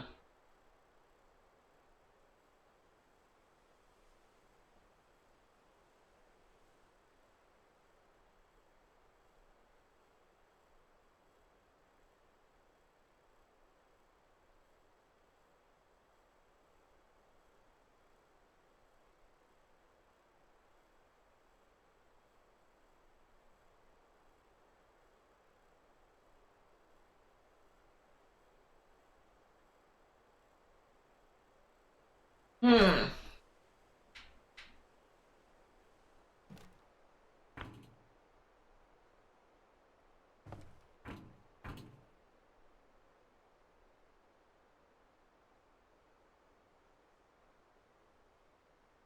Oh, I see.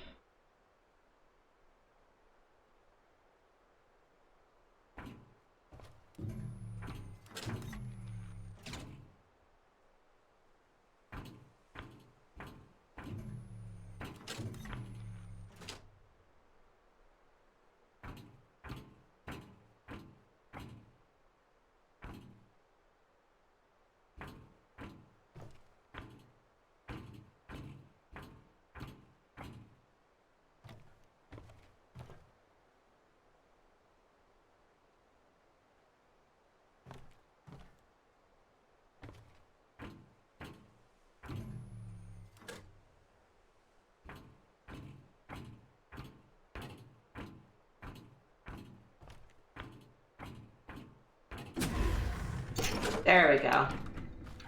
You have to step on them. It doesn't mean you have to...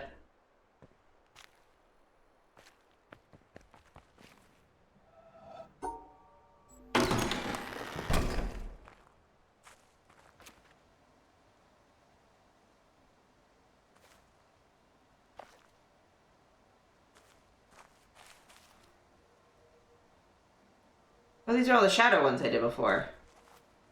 Yeah. I'm back here. Sweet. Shortcut.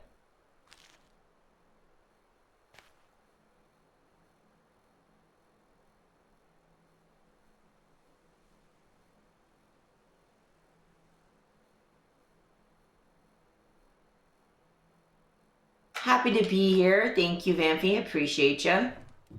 Glad you're also here.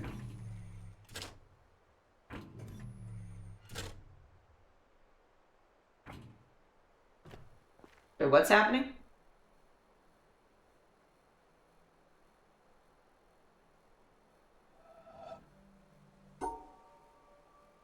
C.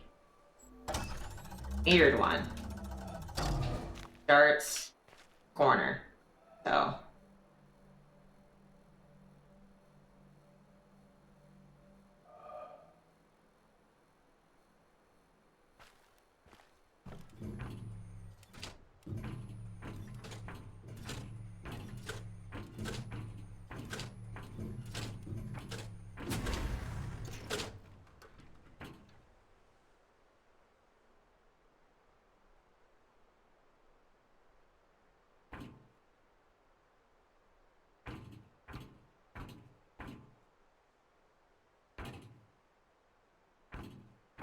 Okay, I can just run across this without it being a problem. Okay.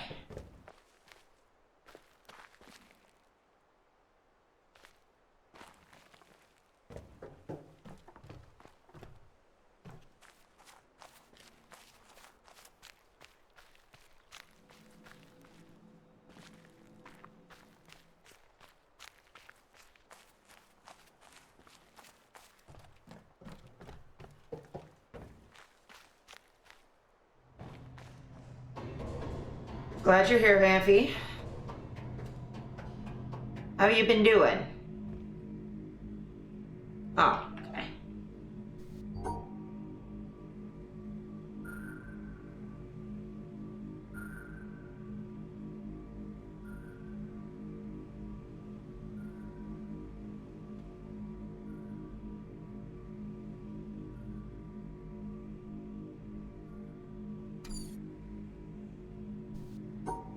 Ah.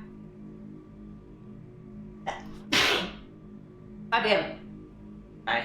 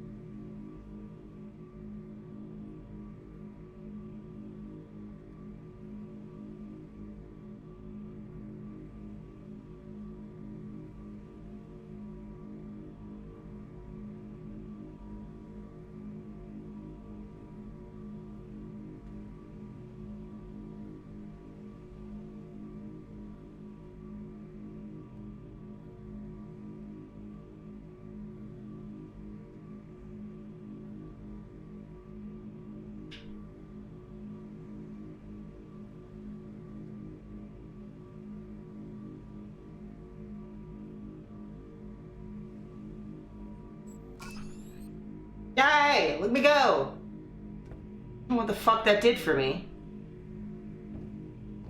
But I did it.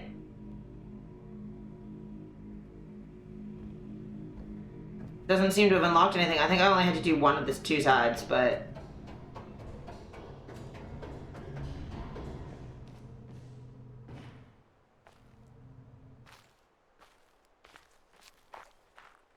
Another thing over here.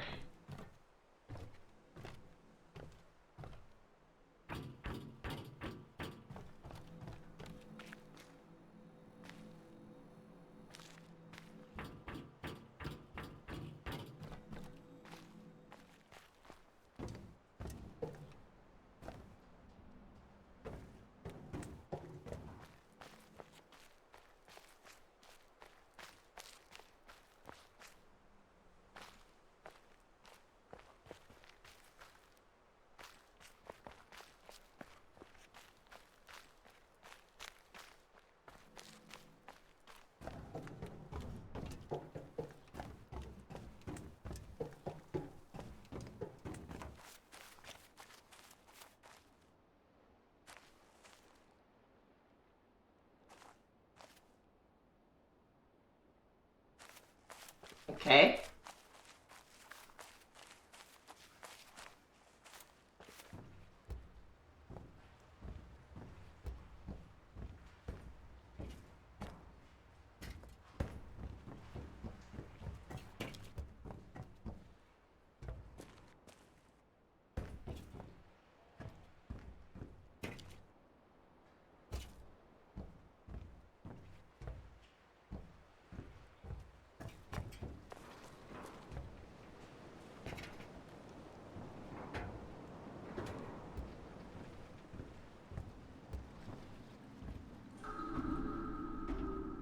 Ooh, spooky dooky.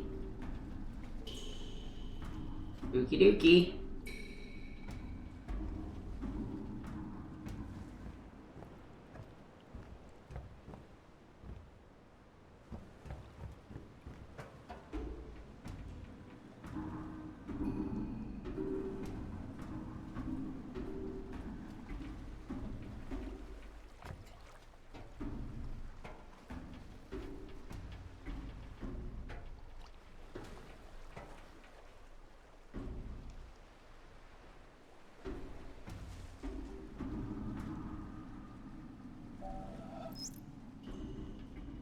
A shipowner was about to send to sea an emigrant ship.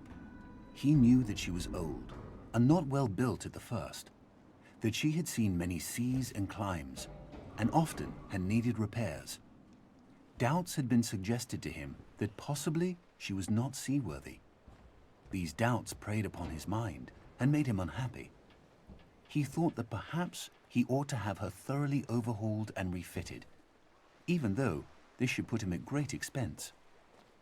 Before the ship sailed, however, he succeeded in overcoming these melancholy reflections. He said to himself that she had gone safely through so many voyages and weathered so many storms that it was idle to suppose she would not come safely home from this trip also. He would put his trust in Providence, which could hardly fail to protect all these unhappy families that were leaving their fatherland to seek for better times elsewhere. He would dismiss from his mind all ungenerous suspicions about the honesty of builders and contractors. In such ways, he acquired a sincere and comfortable conviction that his vessel was thoroughly safe and seaworthy. He watched her departure with a light heart and benevolent wishes for the success of the exiles in their strange new home that was to be. And he got his insurance money when she went down in mid-ocean and told no tales. What shall we say of him? Surely this, that he was verily guilty of the death of those families. It is admitted that he did sincerely believe in the soundness of his ship. Why are we talking about The sincerity Titanic of his for? conviction can in no wise help him, because he had no right to believe on such evidence as was before him. He had acquired his belief not by honestly earning it in patient investigation, but by stifling his doubts. And although in the end he may have felt so sure about it that he could not think otherwise, yet inasmuch as he had knowingly and willingly worked himself into that frame of mind, he must be held responsible for it. William Okay. K. Clifford, 1874. Okay, so you're guilty of believing stuff without evidence. Yeah. Kind of a you thing, for sure.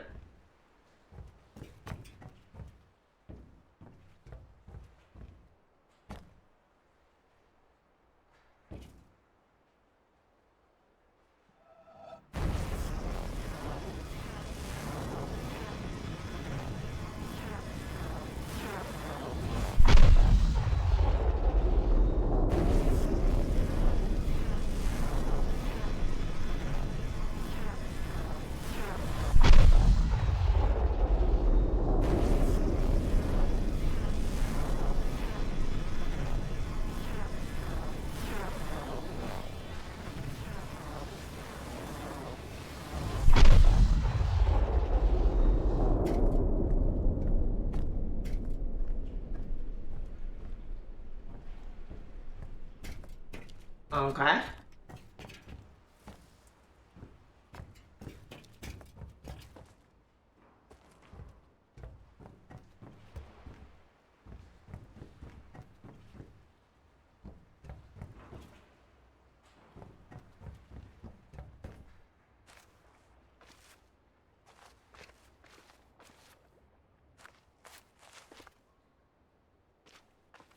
I went up in the trees now, actually.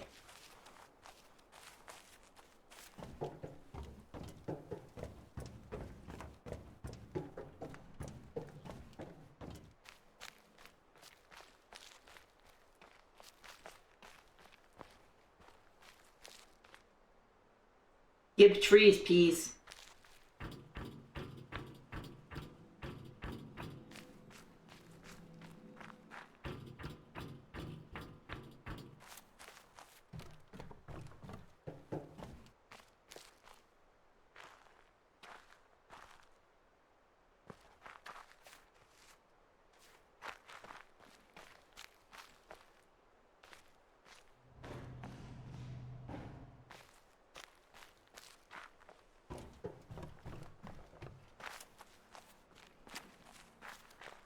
Oh, getting out of this maze is Maze Lake. Okay, found it.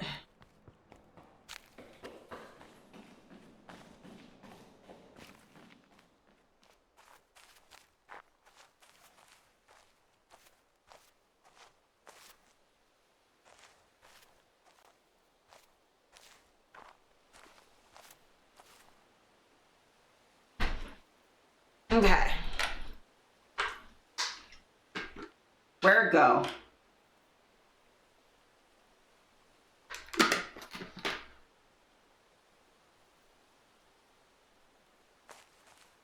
I have those trees to do. I did these trees already.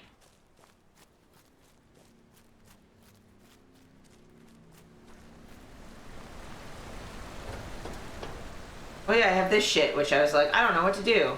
I can do these now.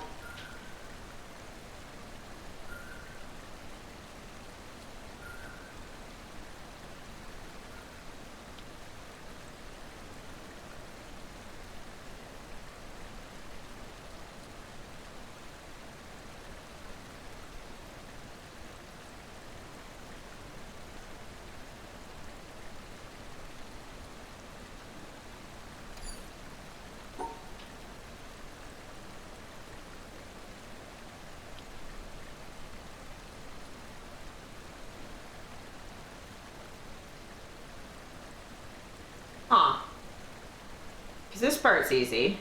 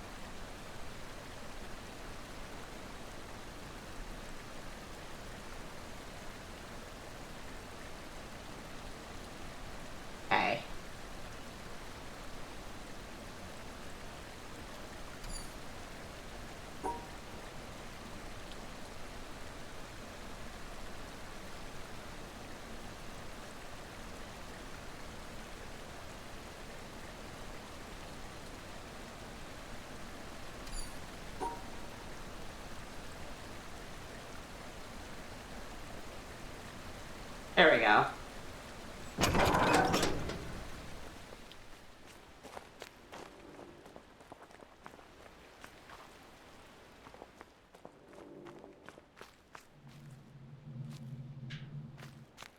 There are a few more puzzles in there that required the fucking fingers.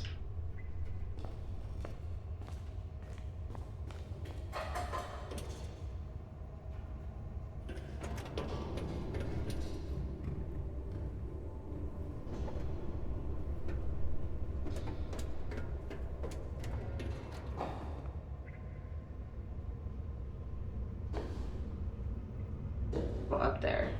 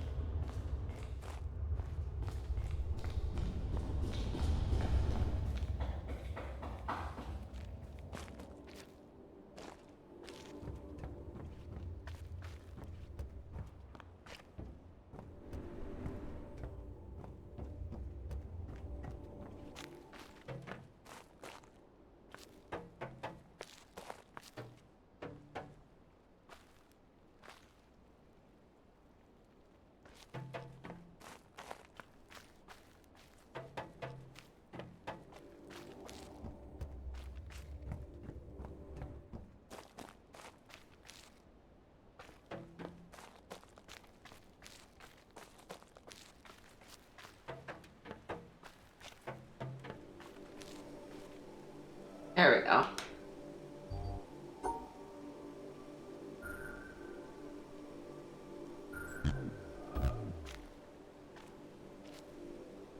Oh yeah, I have to do the other half. Okay, I'm remembering now, because I gotta do all the shit over there. Gotcha, gotcha, gotcha. I need to figure out how the fucking Tetris bullshit worked.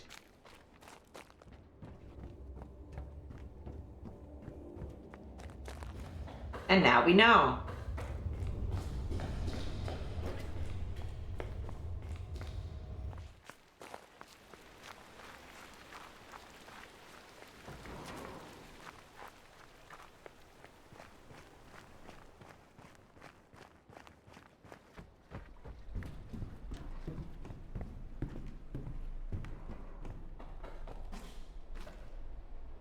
Okay.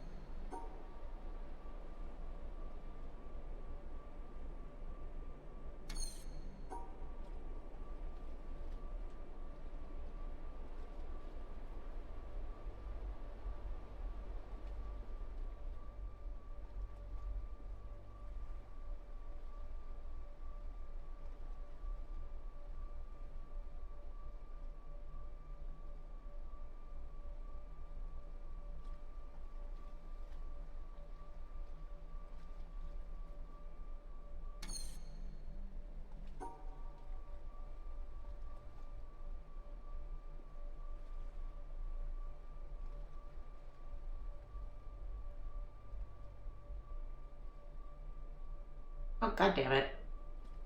I don't know how this shit works anyway. But I want to at least get this one.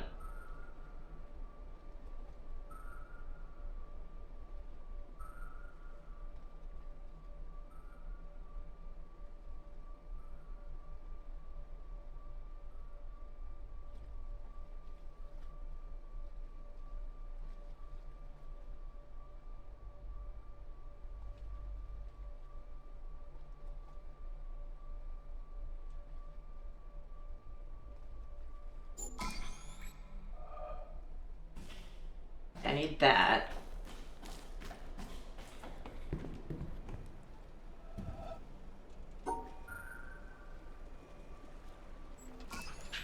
Okay. Come here, boat. Come here, boat.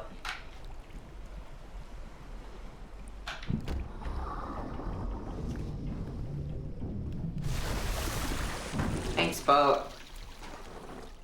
Get boat. Okay. So, we've done the tree shadows. We haven't done this. Did those. We did the colors. The reflections. Regular ones, the mirror ones, those ones. Those.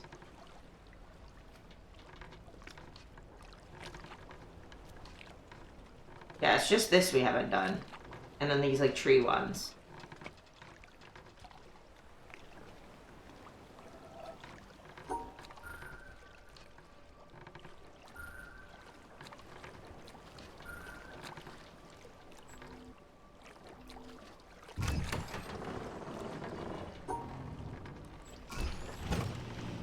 Okay.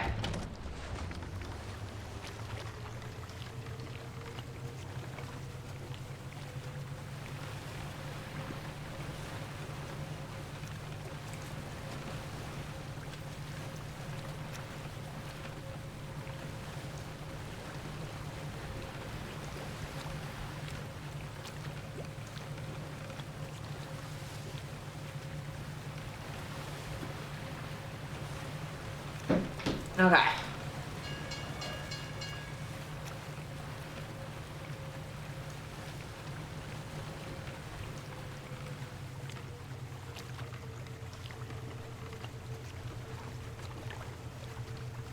Planting the trees now, peas.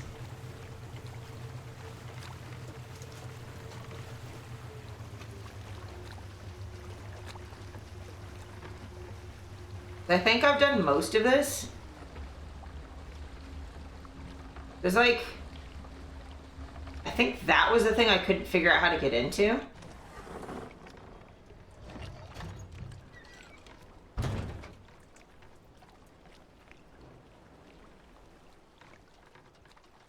But I've got most of the other stuff figured out.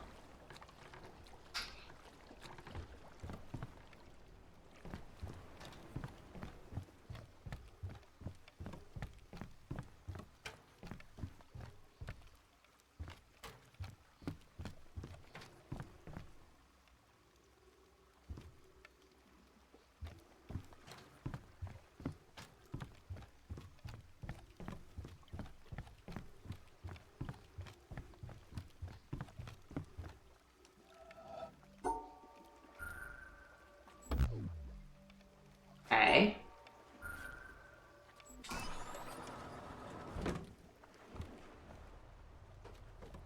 Well, this is fun. What the shit does this mean?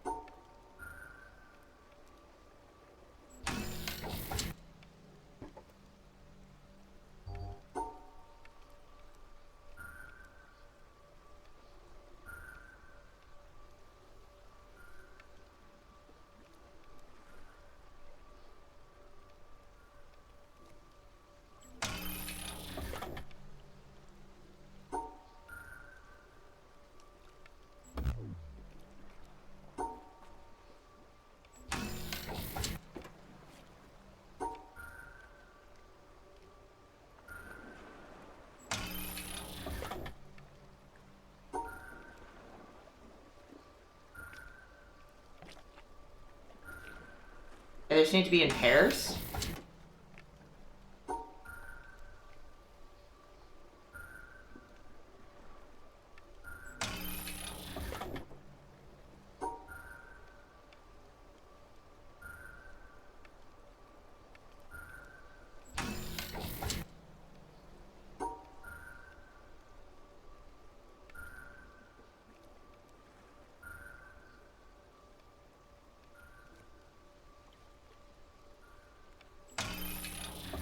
That was probably not the ideal way to do that, but...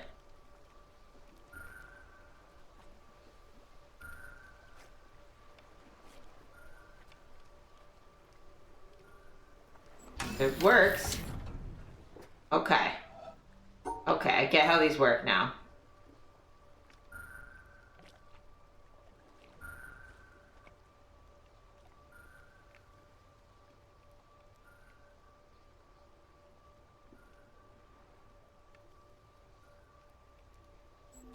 Okay.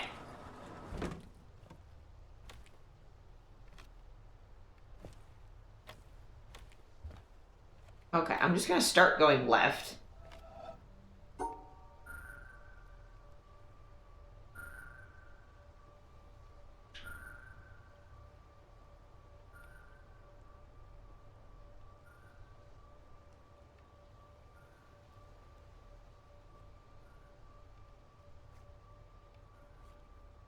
Okay. Okay, this isn't too bad.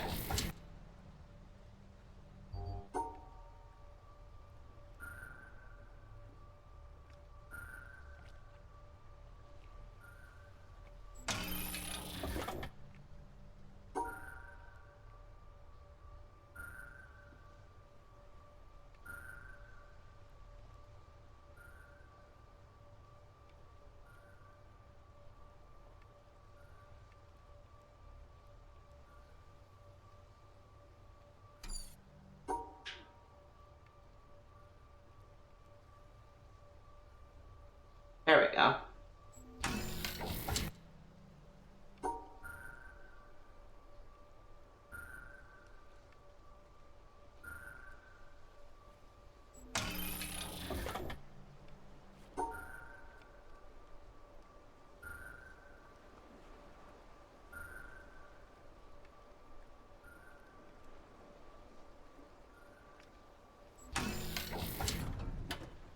Okay, figuring this out.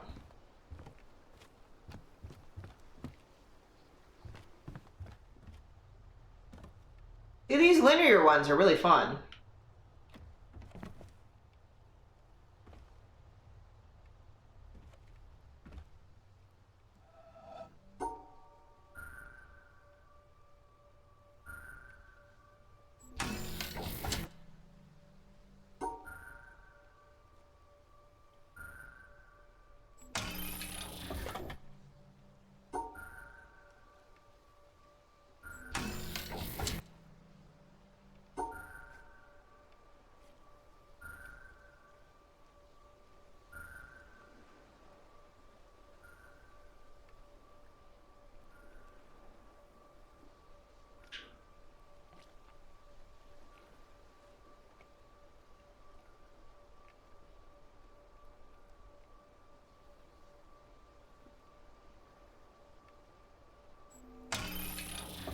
There we go. Oh my god, so many fucking colors.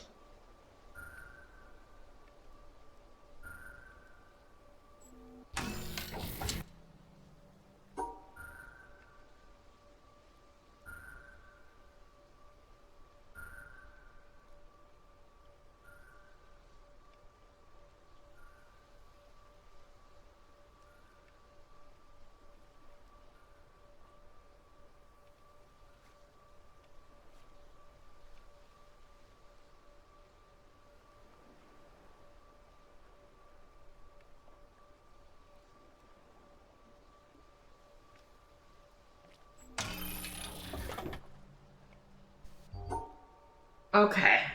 Fucking Christ.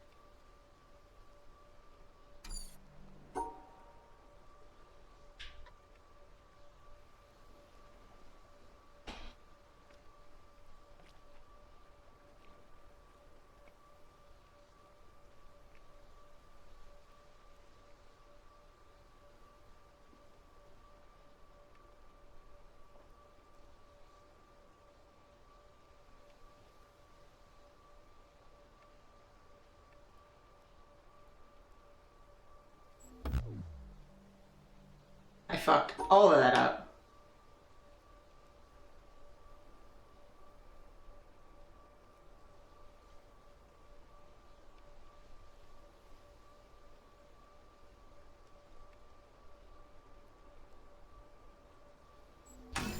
There we go. God, okay, so I need...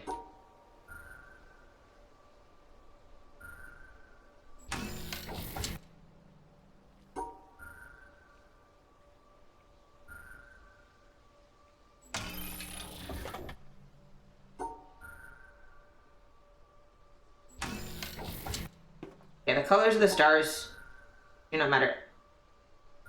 There's only one star though, so how does this work?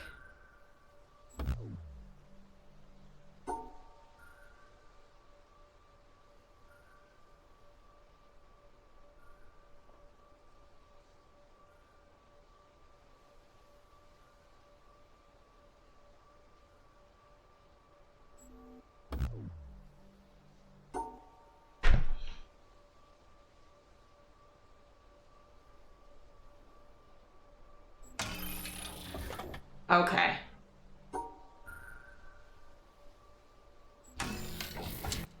It can use a square if it needs to.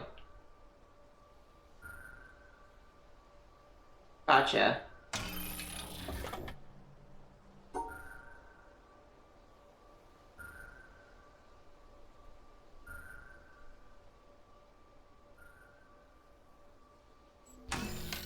But it don't have to.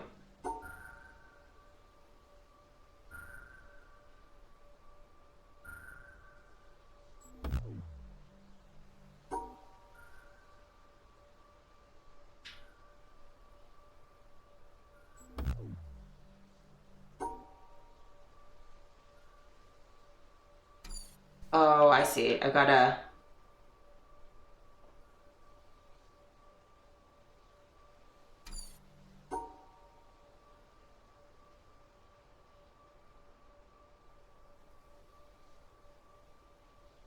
There we go.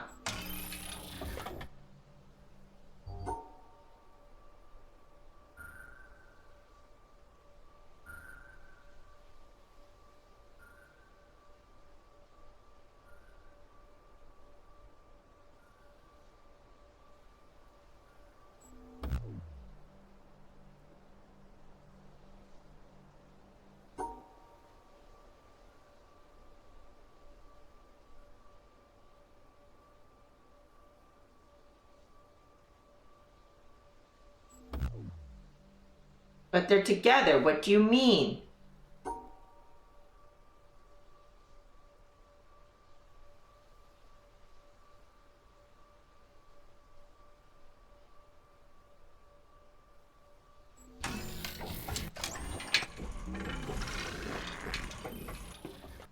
What?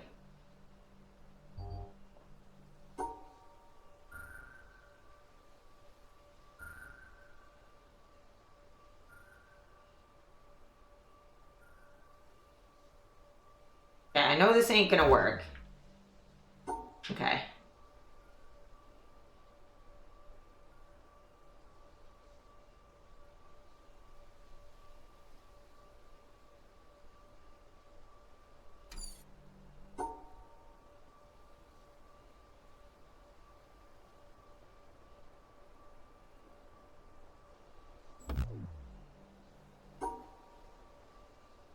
Okay.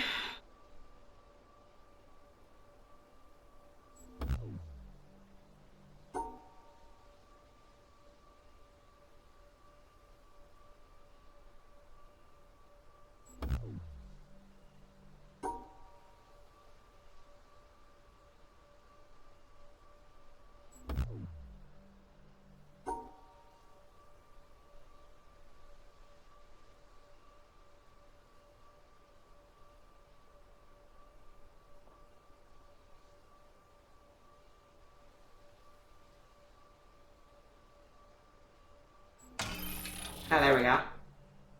Want to read book? I am sorry you're stuck at work and not reading book. That sounds unpleasant. Capitalism is a fuck.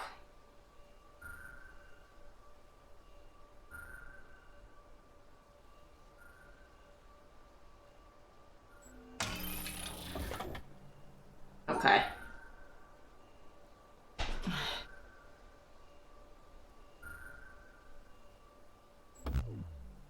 But they're together. What do you mean?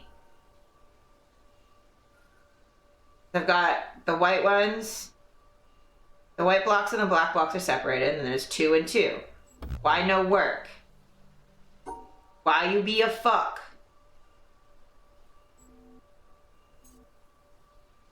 That's not gonna work because of the...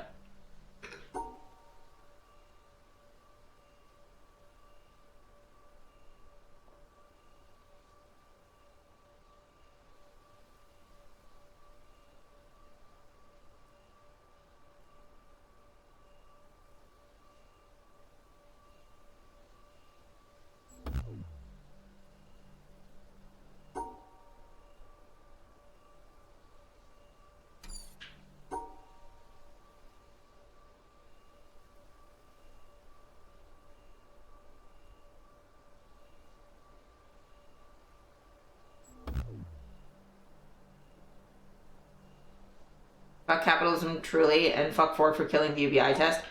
Yeah, to be honest, we should have UBI and we don't, and it makes me angry.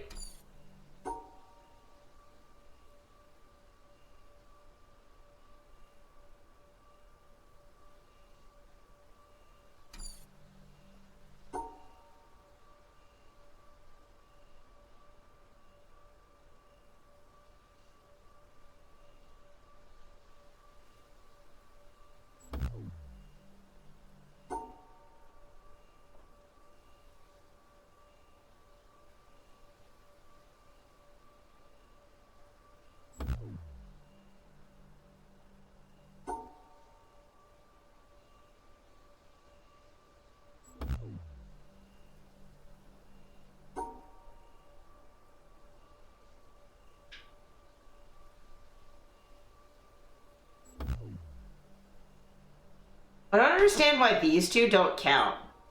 Like, I actually do not understand.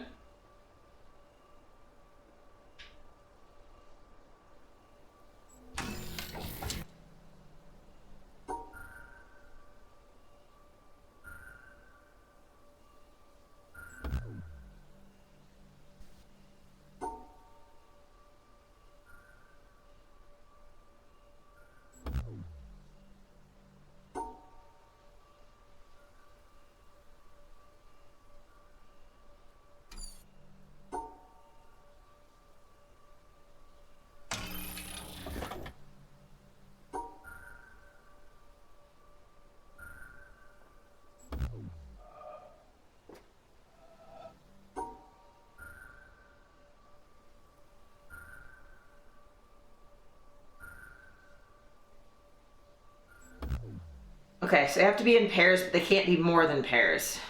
Is aggravating.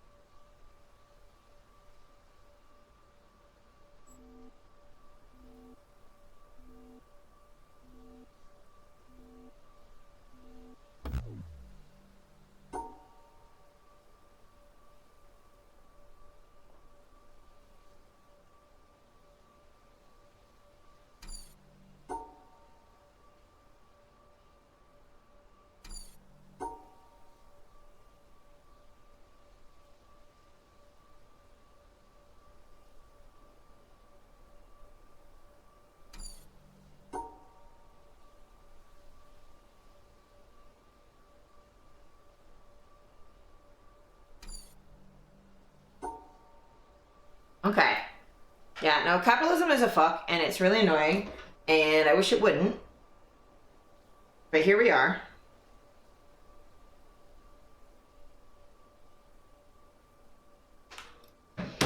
Okay, I'm trying to, okay, I gotta get the black ones separated from the white ones, and then just have 2 white ones at a time, but then I also have to get that white square out of there, because stars have to be in patterns. This has to be isolated from everything else.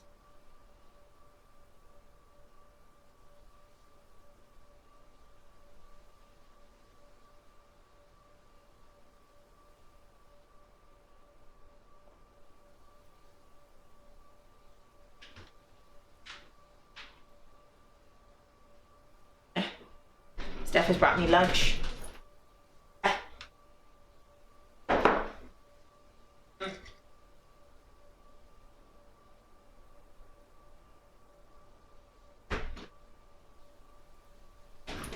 Steph has had no. Love you, Steph. But yeah, I remember being on CERB and how much of a difference that made during lockdown for not dying.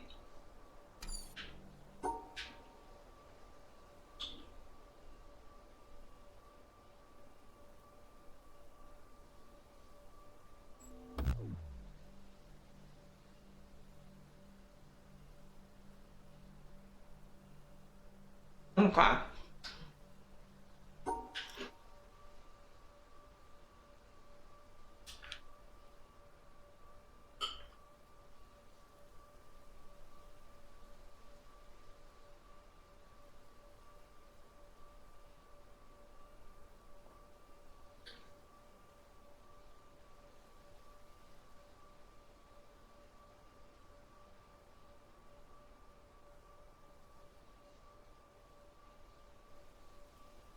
Mm-hmm. Yeah. No, if they wanted us to have it, we would have it. And it would be fine and it would work.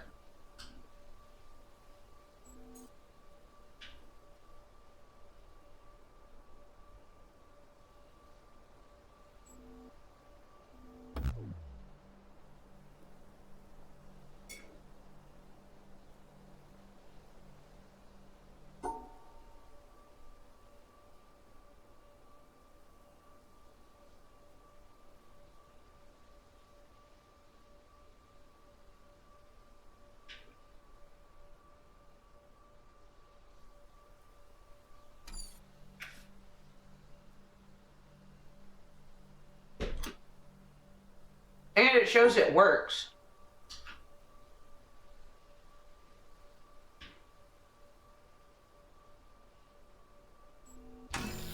Fucking finally.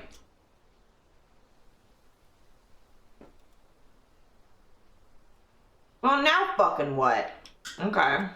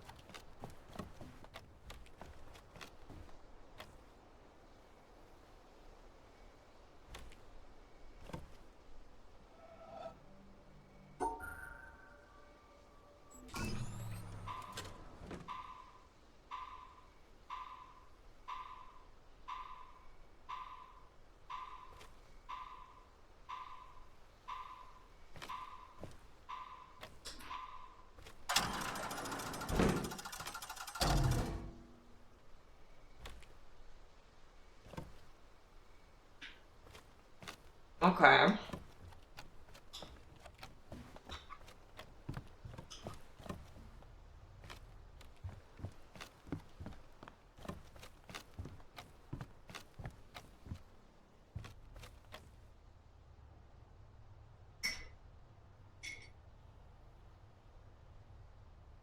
Mm-hmm. Oh yeah. And like the mid-range tax brackets are stupid. Like, tax brackets still currently think that like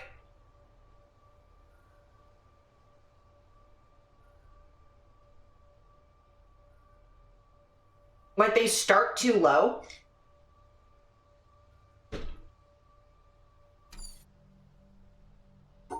Like, they haven't adjusted for inflation or anything.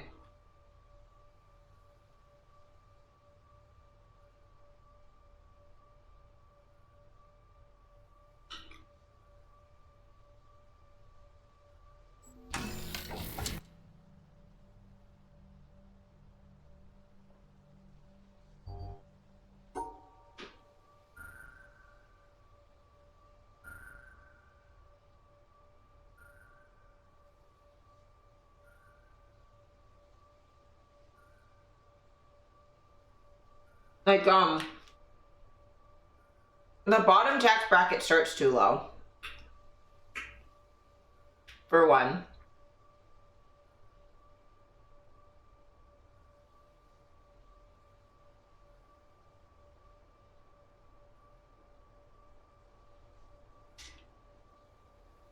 And like,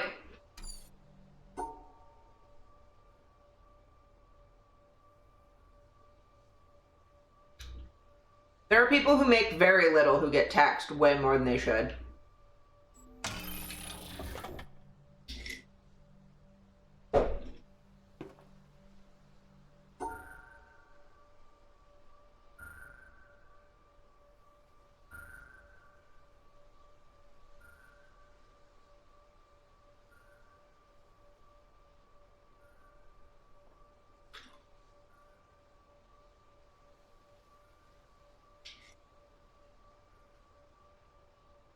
Mm.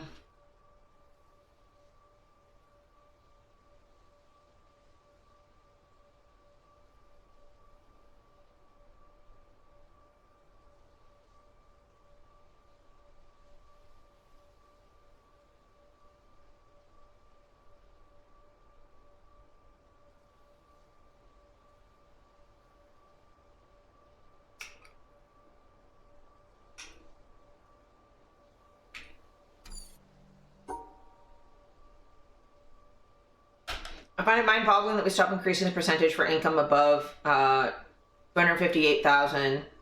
Like in 2026, that's basically upper middle class. Yeah. Like the taxes that are on someone making like around 100K is kind of nuts though.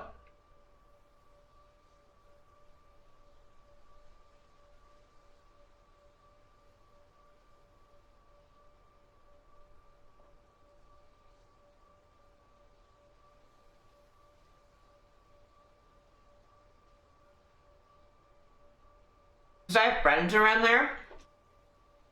And that's like can survive levels. It's like 100.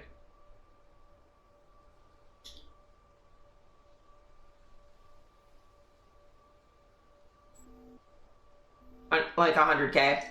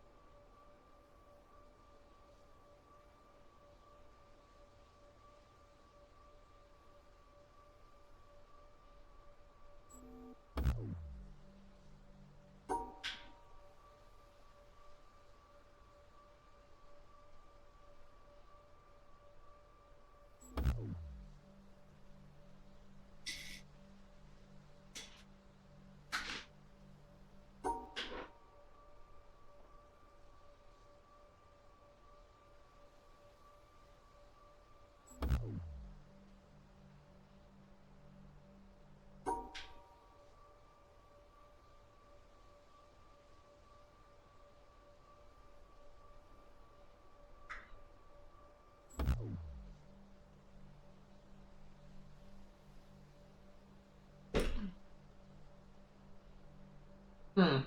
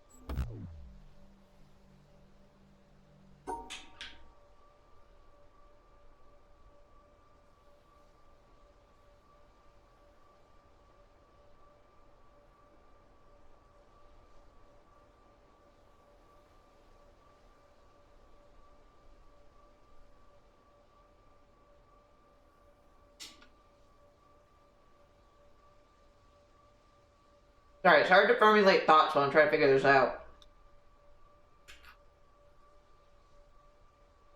The 4 across means all of this has to be in 1. Otherwise, it like cuts off the...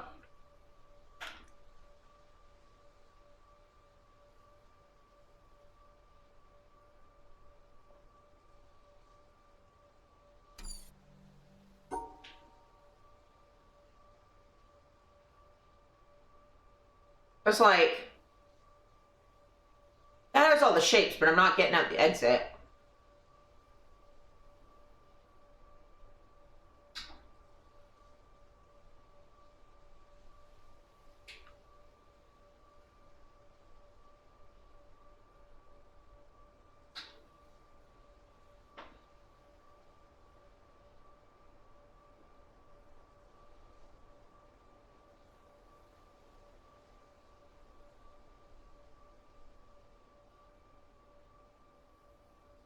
I'm trying to think of any other way I can get all 4 of those in one thingy.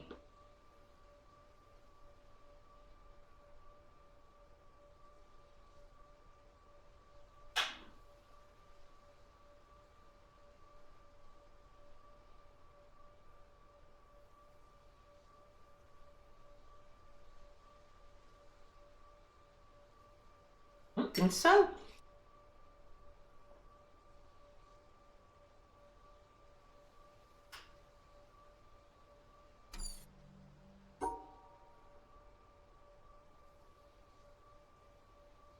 Oh god.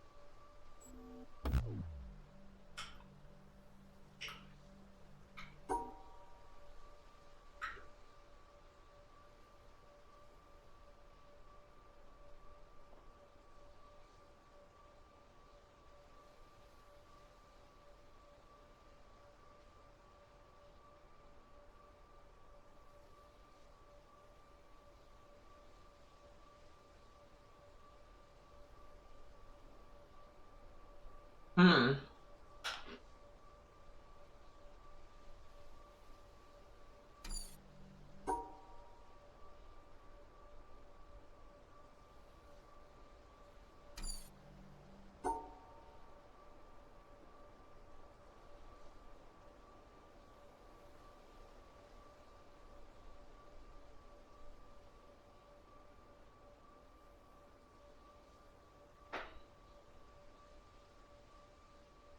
Hmm.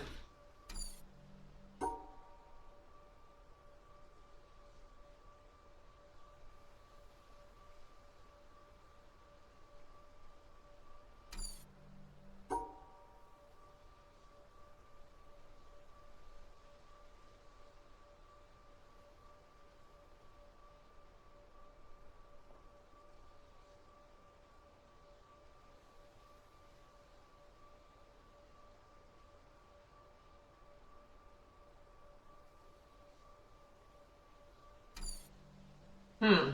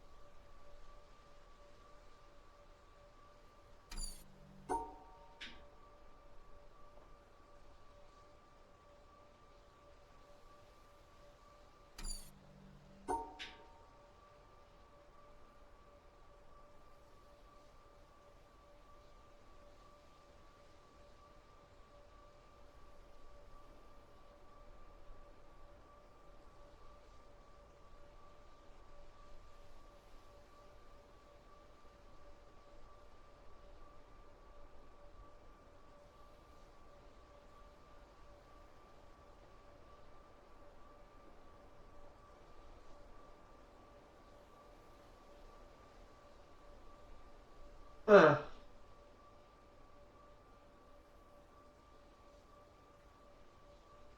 Complicated.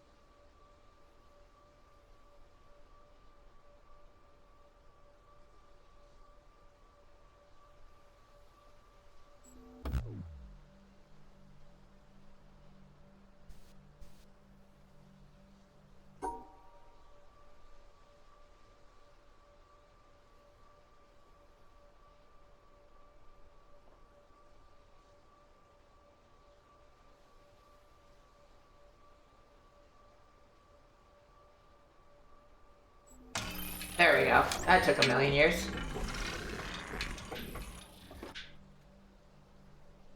Okay.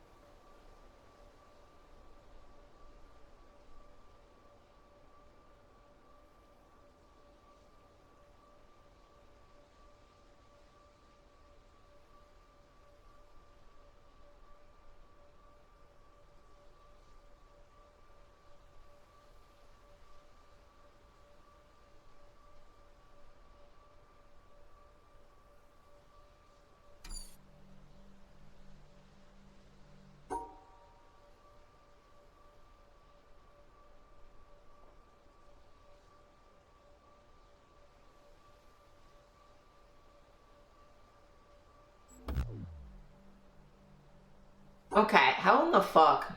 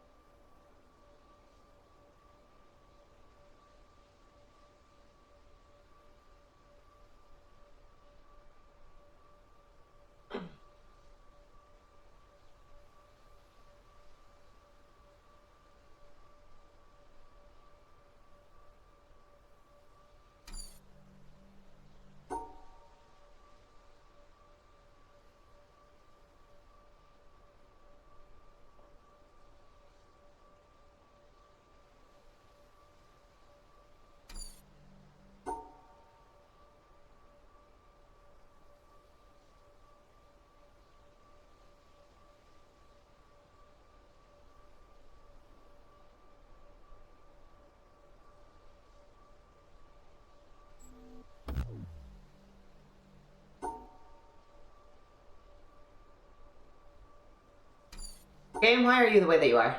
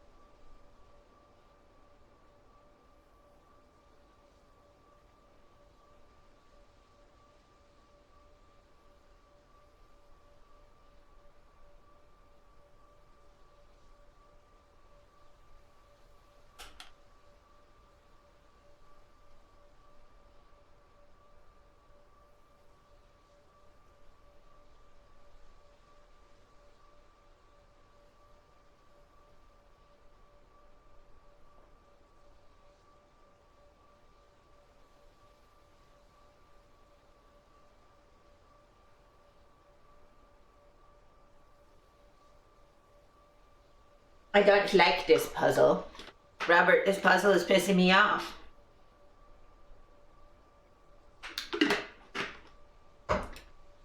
Because as I see it, these all connecting, like, works. But the problem is, I can't get out that way.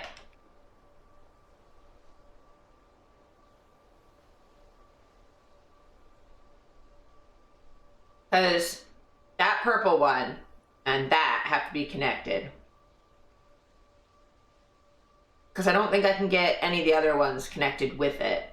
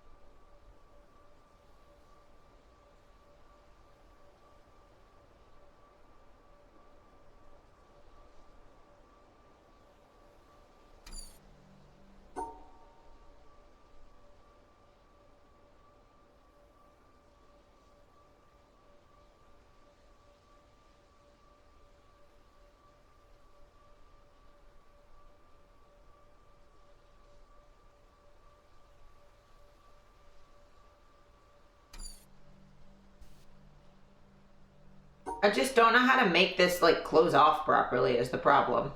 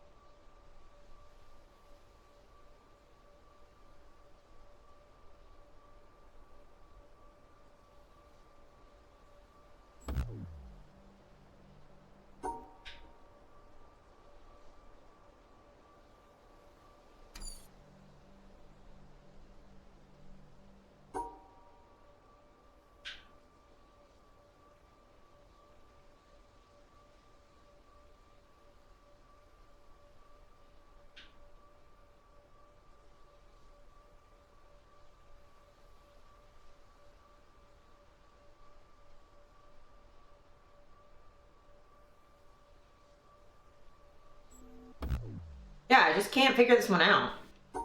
I don't know what the fuck it is.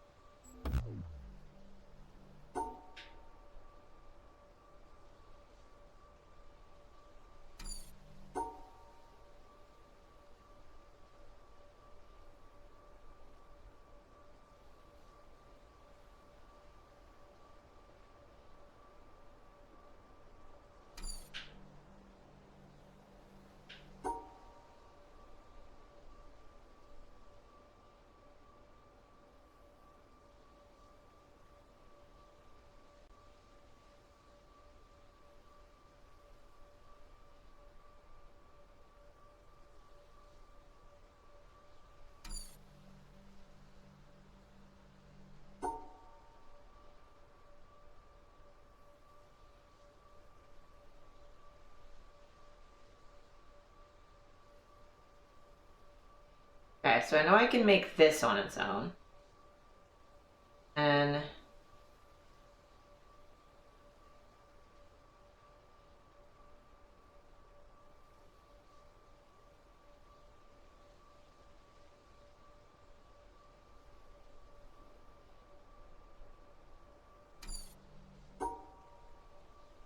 okay, but I need...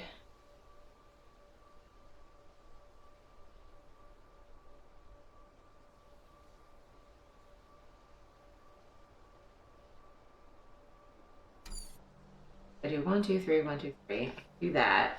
I don't know how I would end that.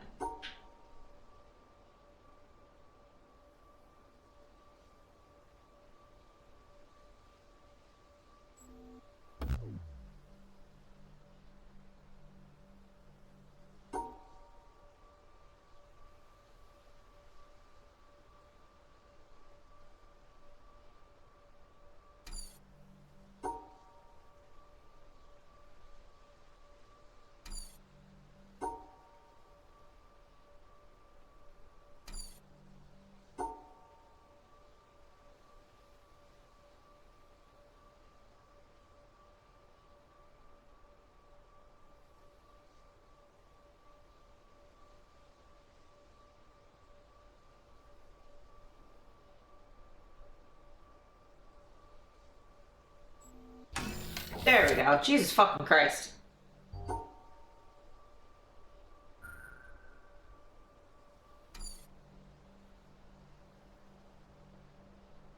That one.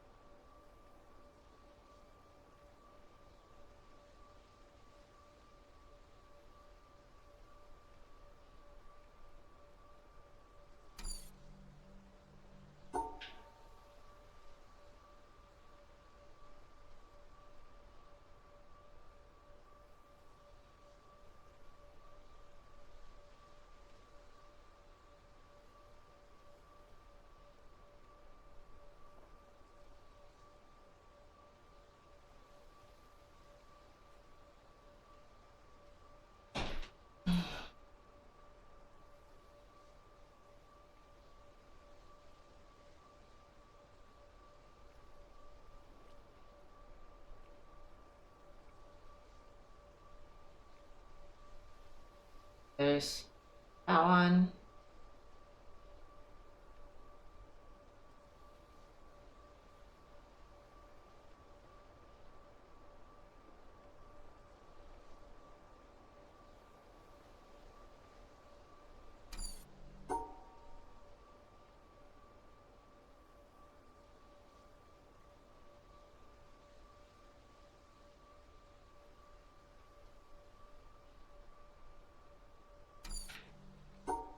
Ah, okay.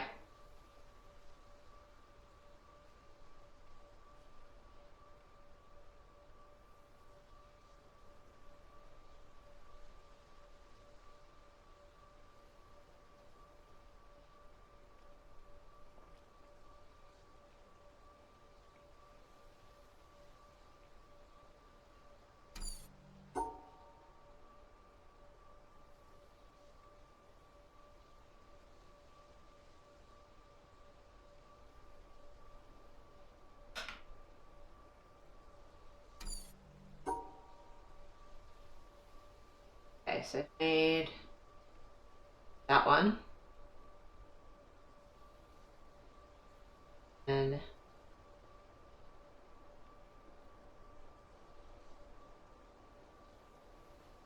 uh,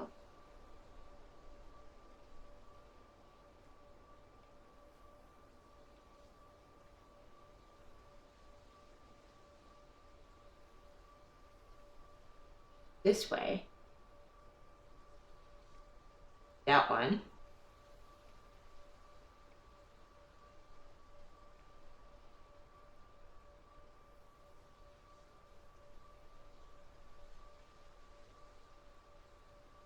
I don't think that's gonna work. Those two are separated now.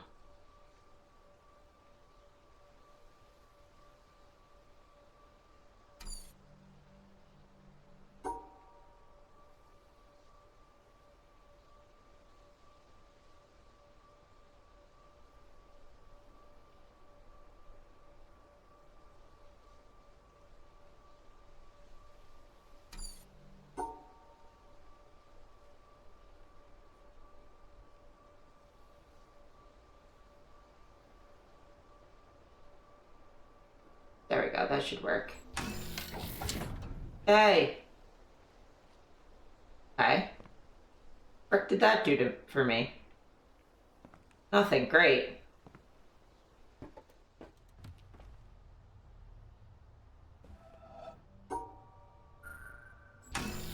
Doing all these puzzles to say that I did.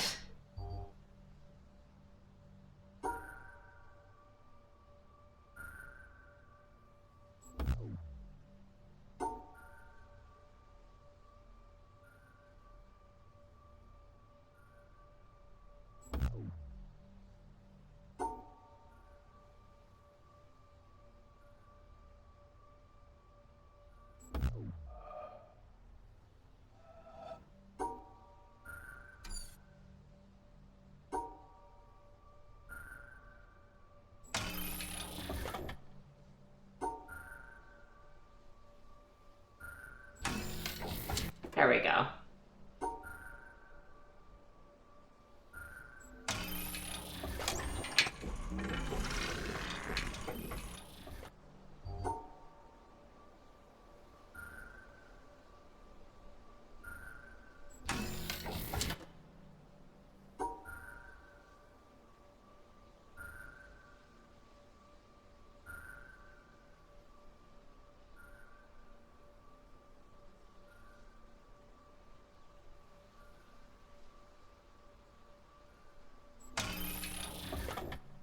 I am reasonably okay at puzzles, but sometimes...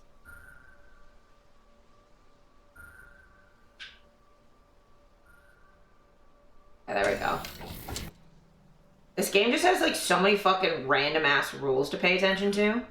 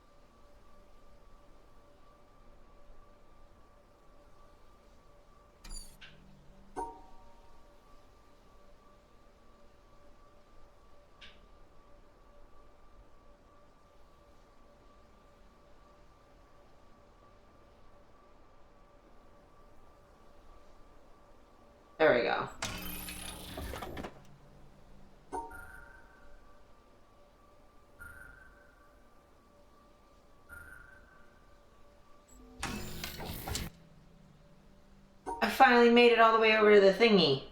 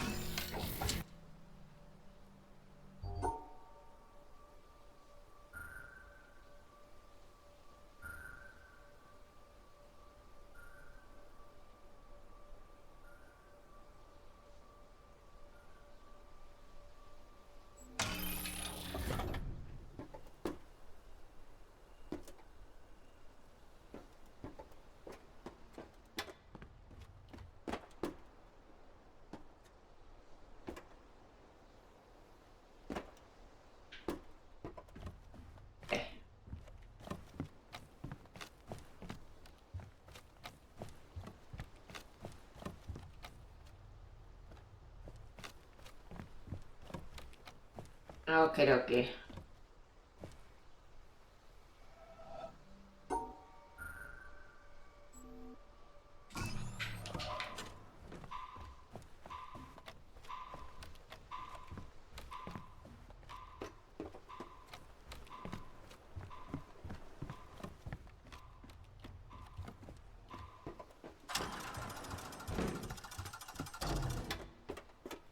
Okay, so that's not fast enough.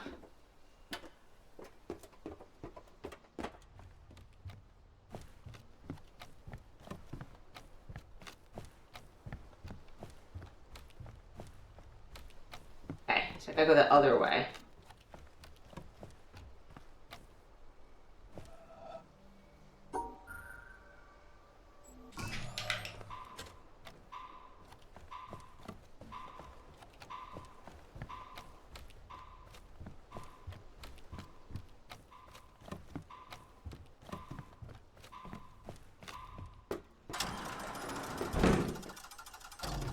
Okay, that could have worked if I didn't take a million years to turn around.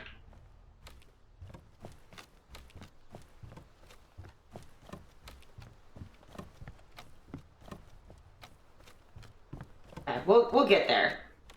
I don't like that I have to run fast. This is not great for me and my fingies, but that's fine.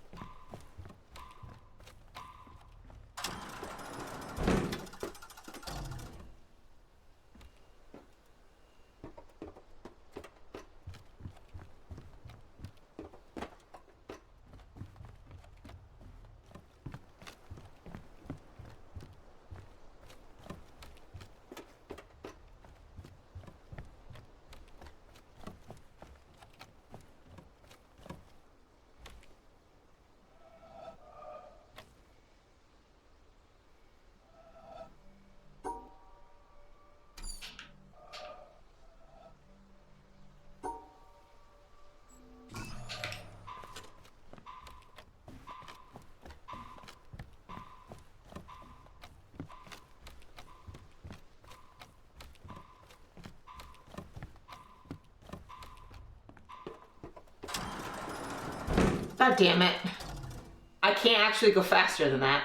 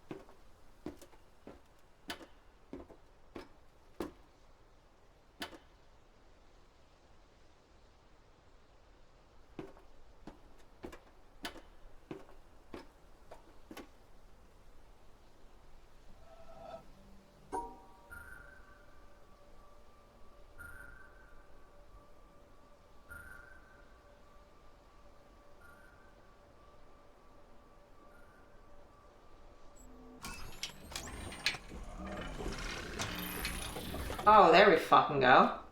There we go. That's infinitely easier. Figured it out.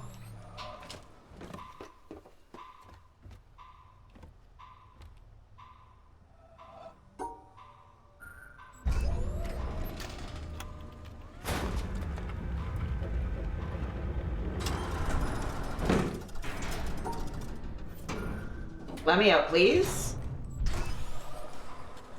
Let me out.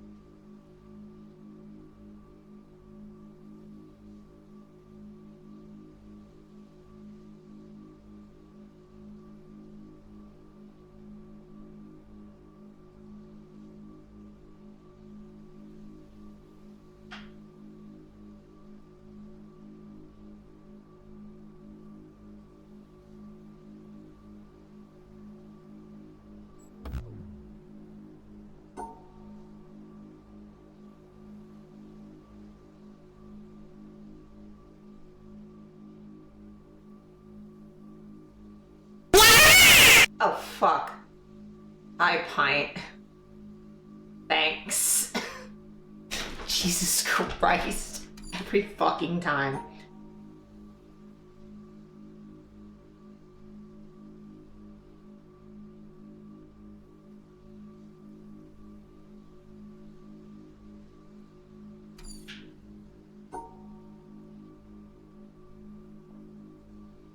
You made yourself jump? That's fucking hilarious. Get got.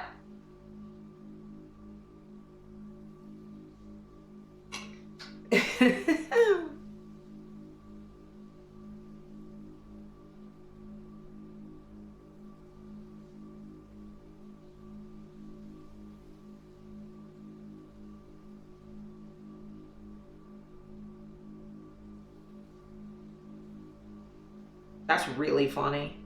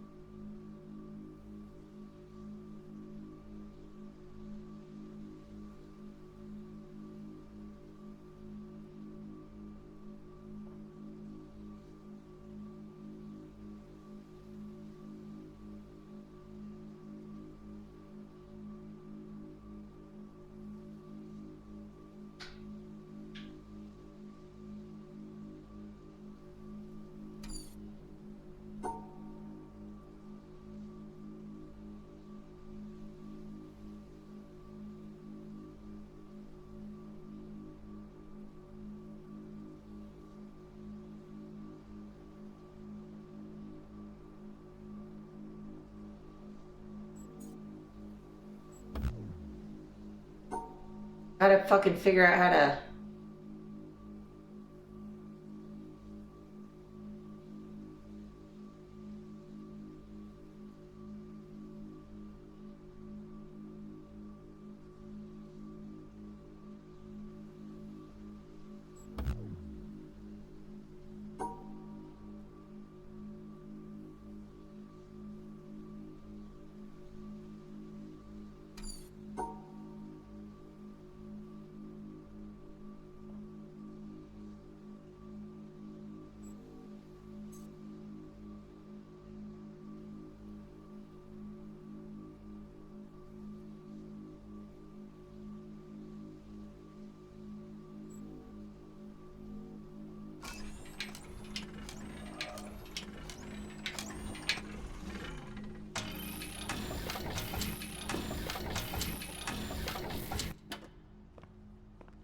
Great, now I'm over here.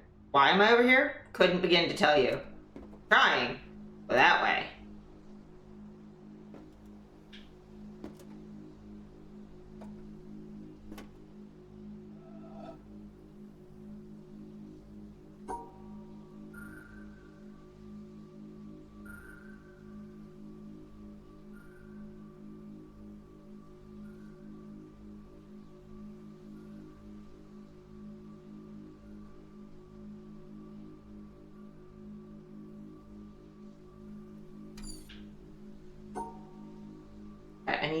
Those two like that. Need to like...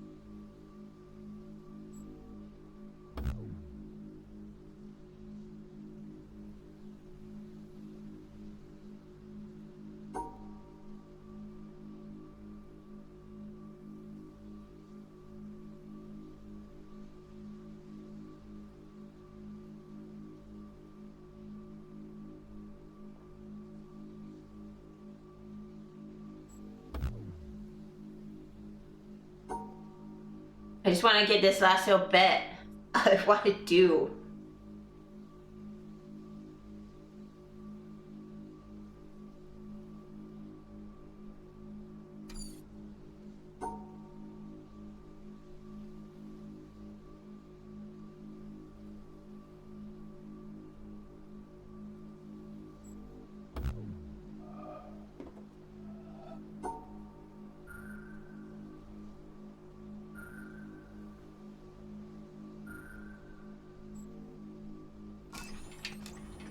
Oh, I forgot the purple fucking... Oh god, I'm dumb. Okay, well now I'm over here.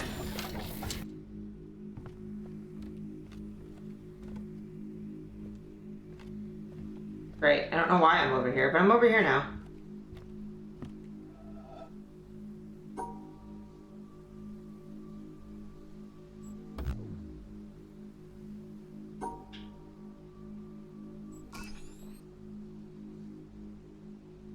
Sure. I don't know what these are for. I keep doing them. No idea why.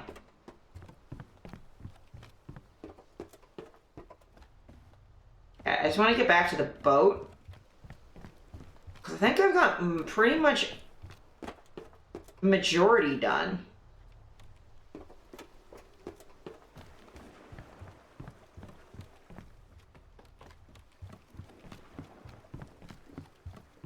I think all that I have left is...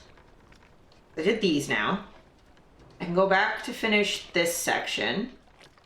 I finished those ones and those ones. I finished most of this. That weird like bamboo tree section that I hadn't figured out yet, but I think I got everything else.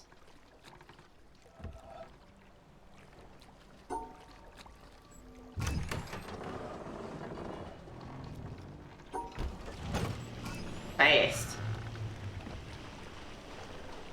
Because I just have that last little section over there. And then I have that one tree section y'all said was really stupid to get to. Like, there's the color ones. It was like this thing.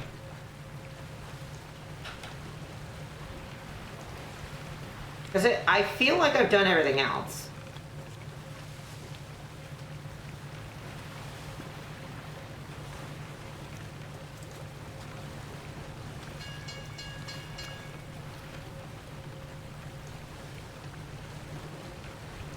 Everything else feels like I've done it, so.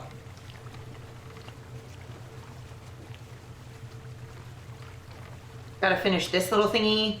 And I think there's like a laser I need to point the right way, and then I have mountain shit to do. Because I haven't gone up the mountain yet. Like the bit where all the lasers are pointing.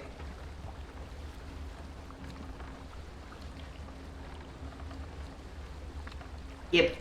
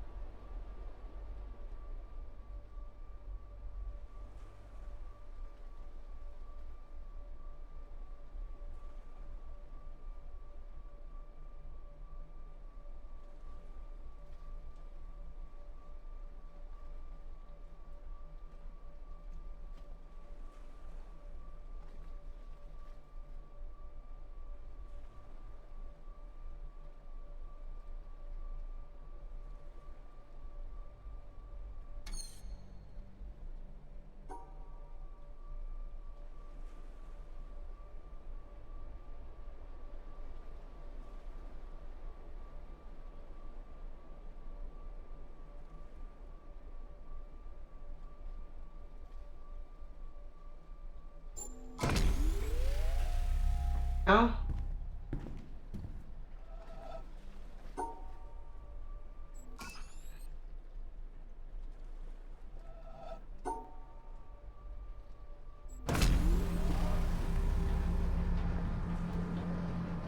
See.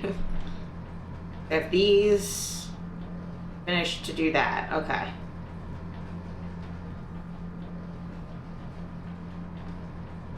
Let me in.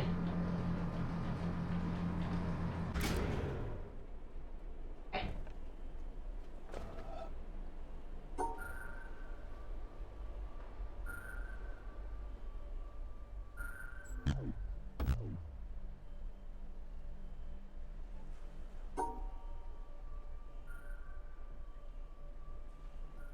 But I can't.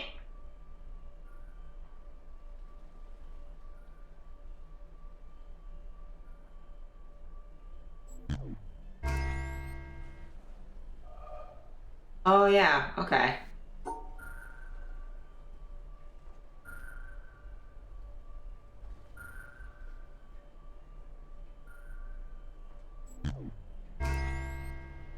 I forgot how those work again. I'm like, that doesn't make any sense.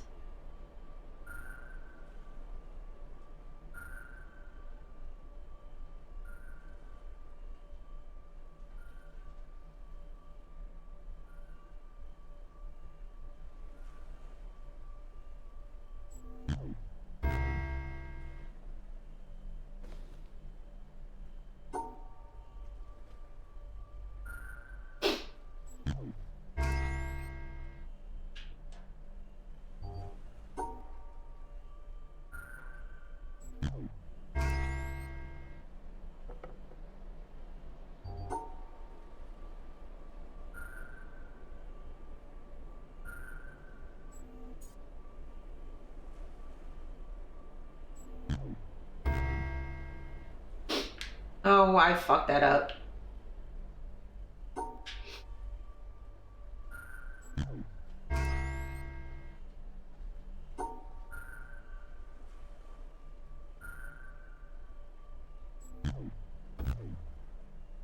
Oh, I see. I gotta make it actually super duper wrong.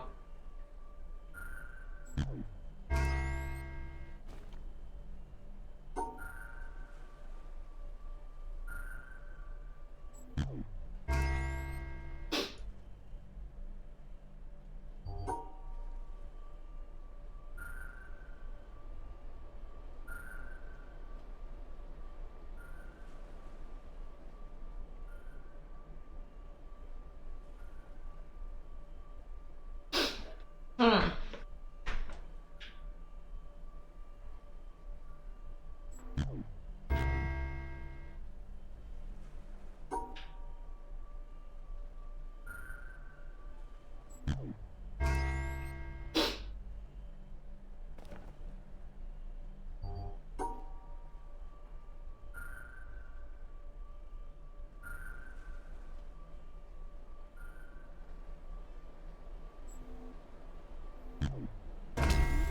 There we go. Oh god, Vampy, you gotta pay that shit. I don't blame you for being a little bit scared, but, you can make that work.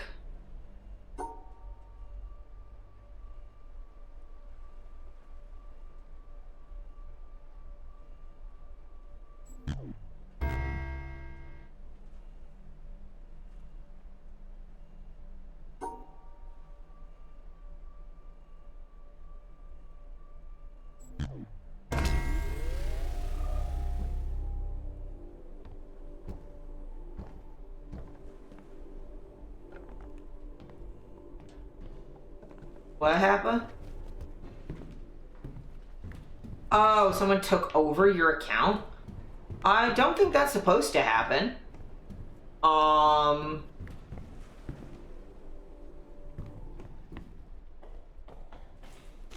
When did that happen? You gotta, like, call the company and be like, hey.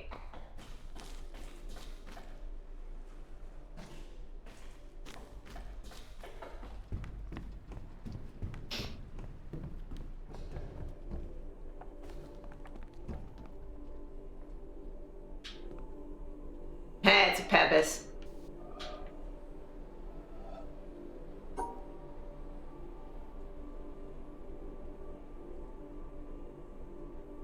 Not differentiated seems odd.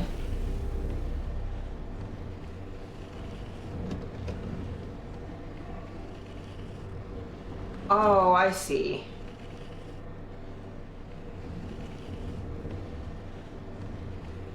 Stop. Stop.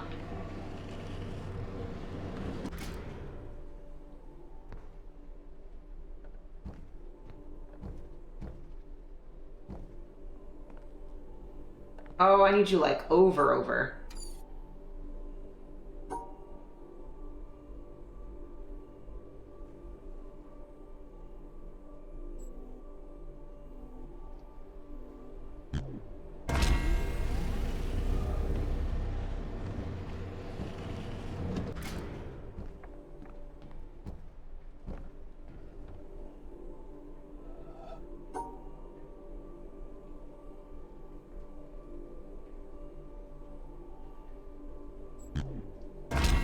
Yeah.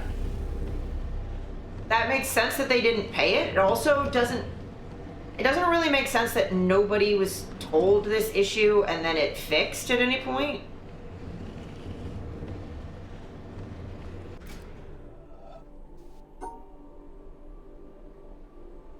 Like, if I was getting a utility bill for somewhere in my building that wasn't my unit, I would just tell them and be like, hey, I've gotten like a bill or two from your, yeah. I mean, if you talk to the utility company and go like, hey, I hadn't gotten any bills, it was being sent to the wrong unit, and we pay all our back stuff or whatever.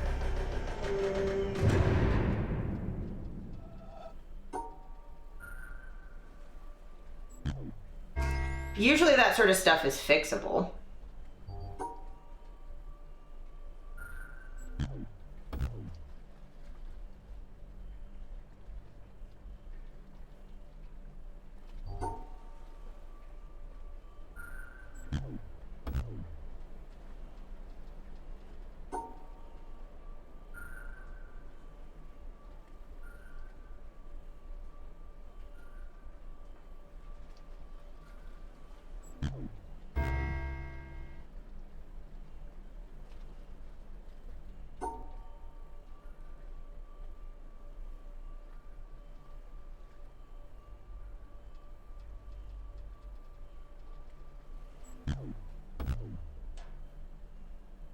Yeah, you got this. Why isn't this working? Okay, so I need one thing to be wrong so I can erase it.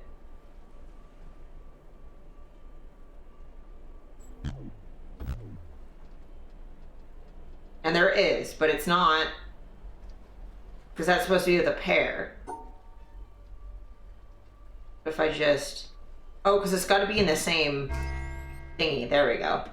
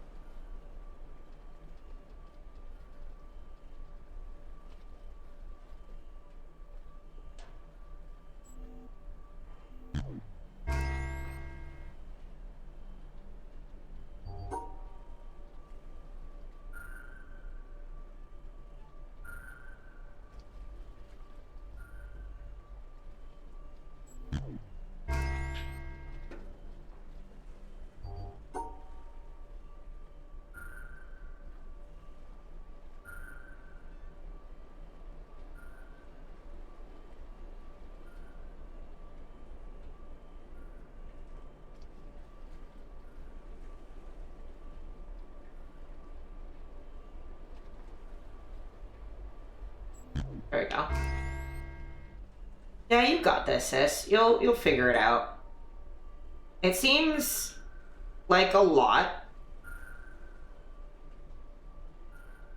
but I believe in you.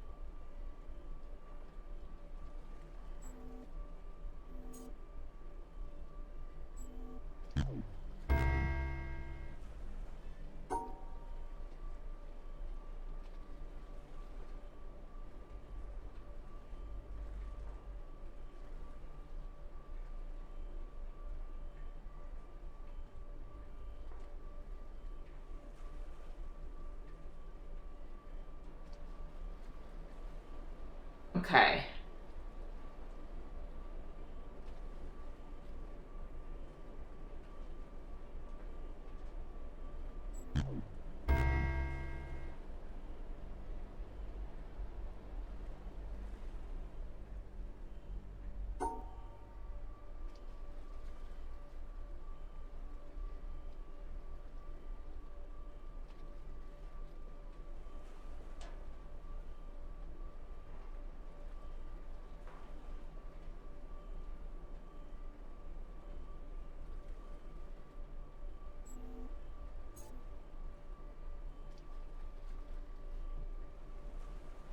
Okay.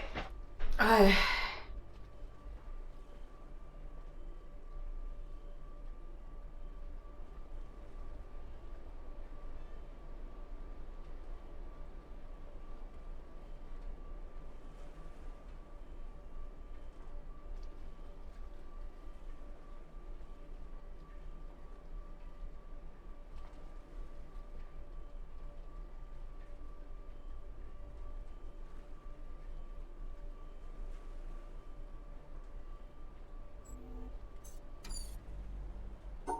okay, I need to do for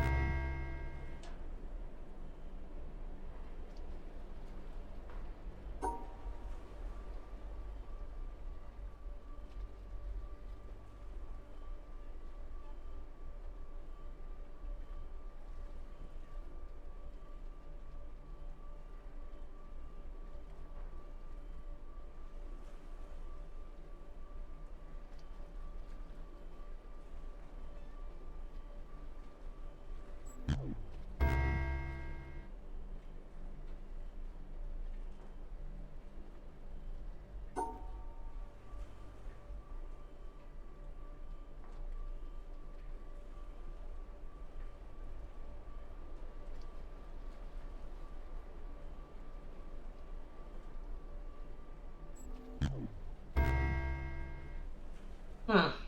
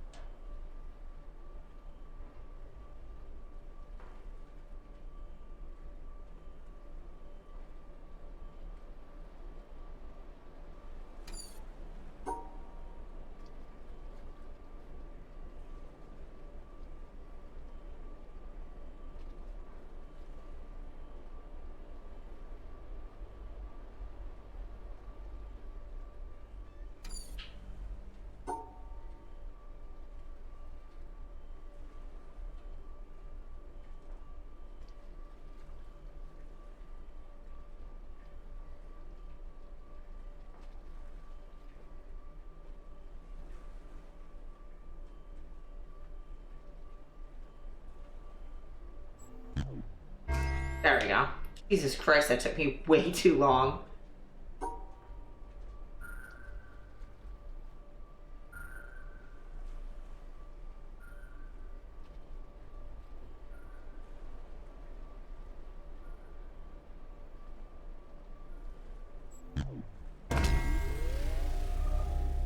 Yeah. These, like, trying to get something wrong ones make me, upsetty spaghetti. 1, 2, 3, 1.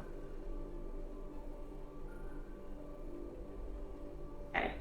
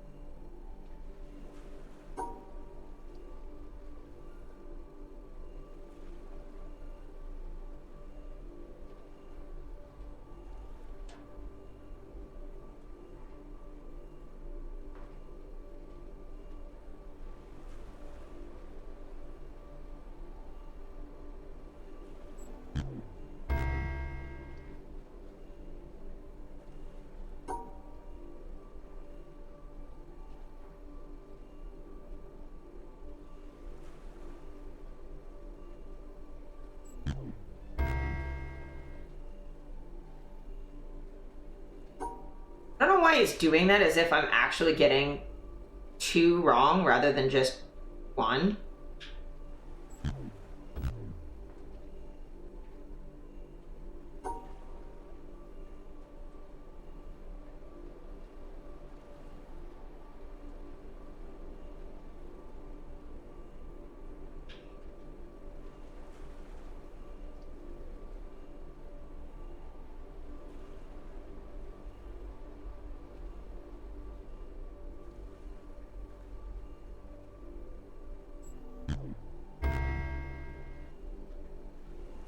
I don't know how it's deciding which one it thinks I've done wrong.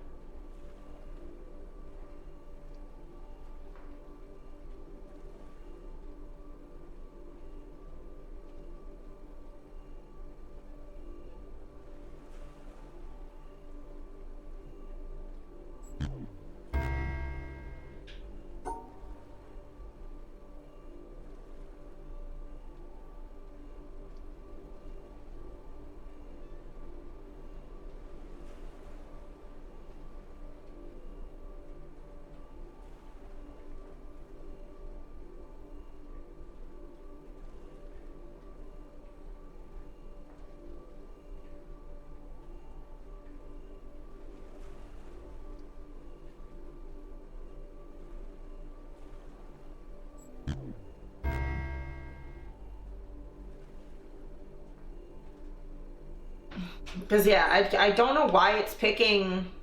Because, like, if I do this, right?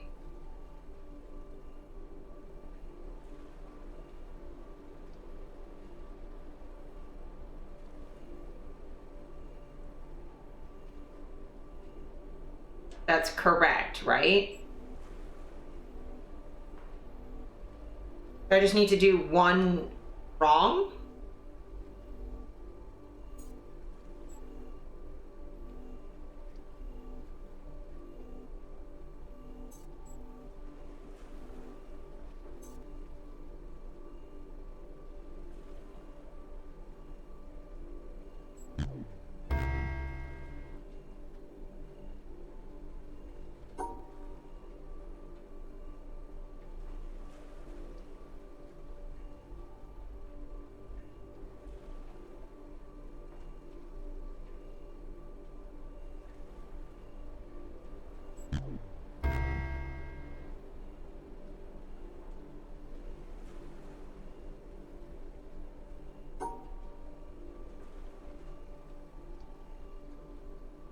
It's just erasing one of them, so it's like I have to have like...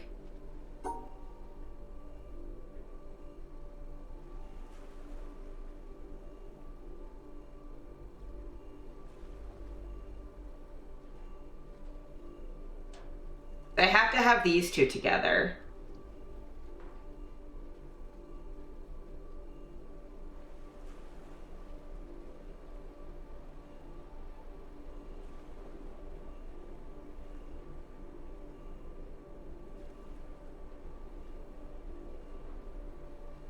And those two together, because those are correct.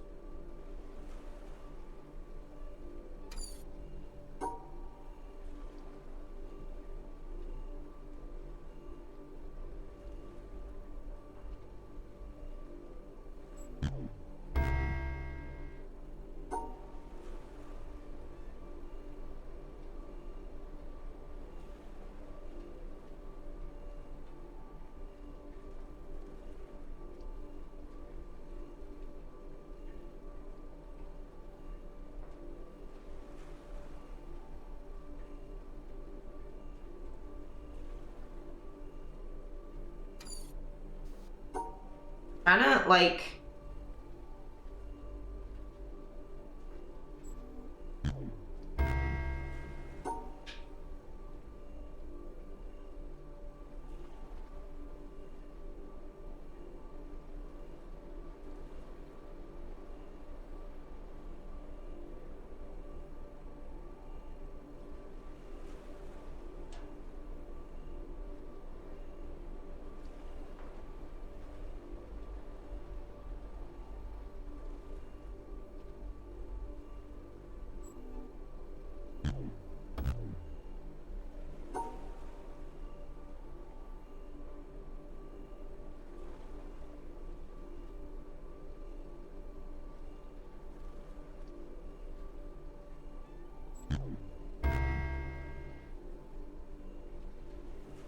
I don't know why it would pick that one. Because, like, I don't understand how this is working anymore. Like, this one, like, okay, this has to be with something to erase it. And then these two have to be together. And those two have to be together. I just...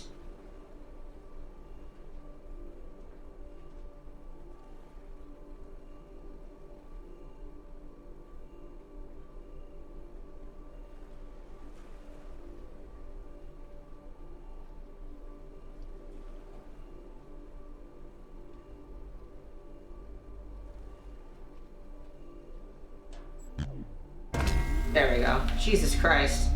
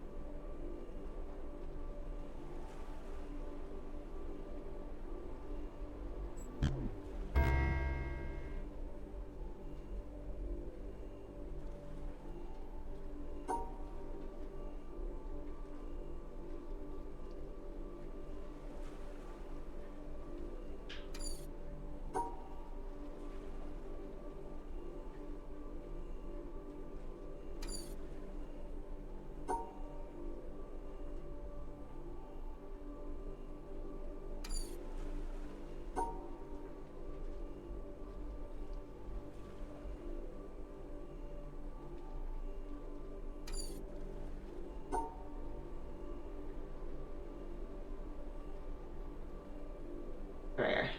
Do a penis eventually. Oh, this thing's fucking hard. Okay.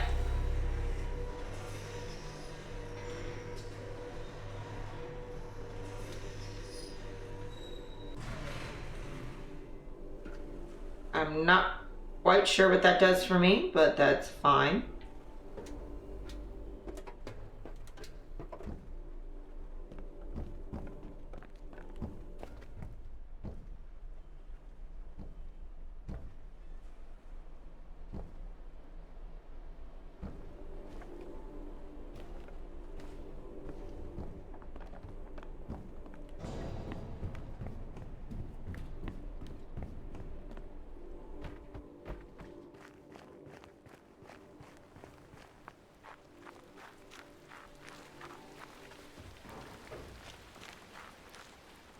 Hell yeah, uptime, uptime.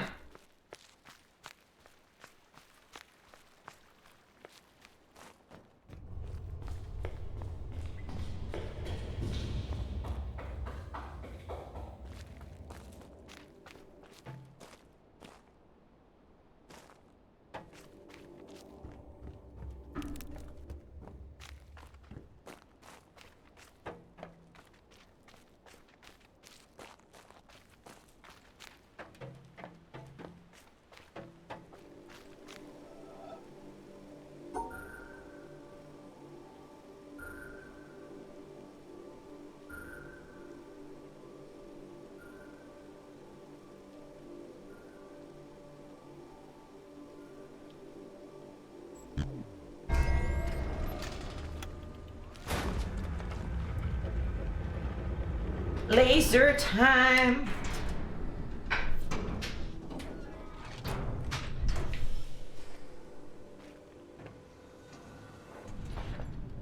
Please point the right way.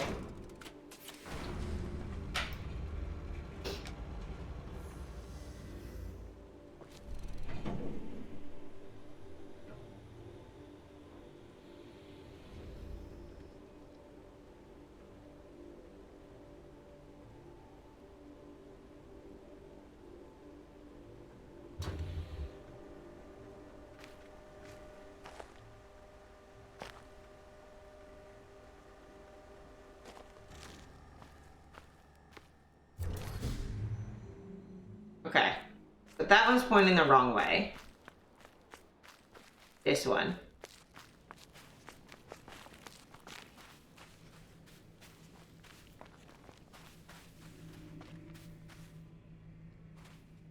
Why point wrong way?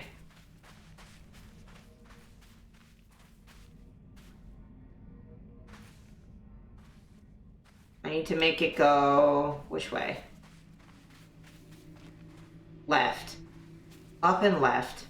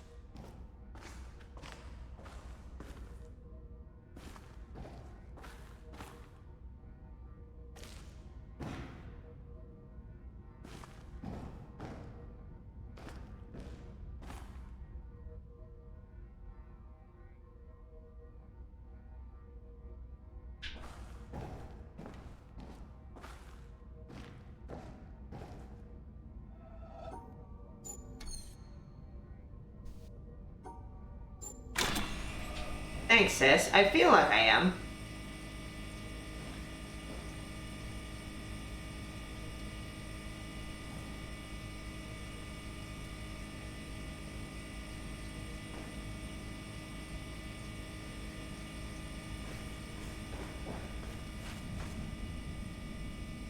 I need, like, over there or something.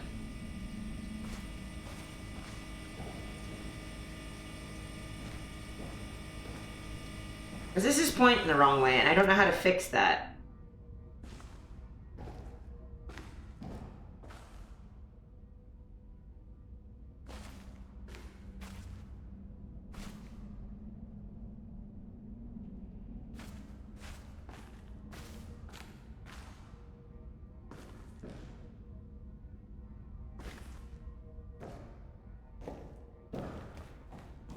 Yeah, there's no way to turn it from down here.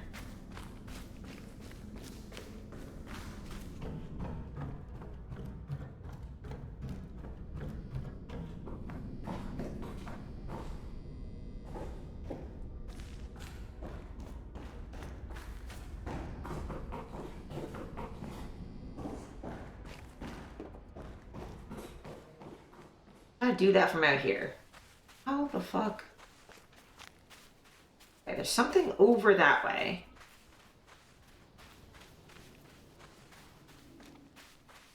It's this way. Some way to get under here.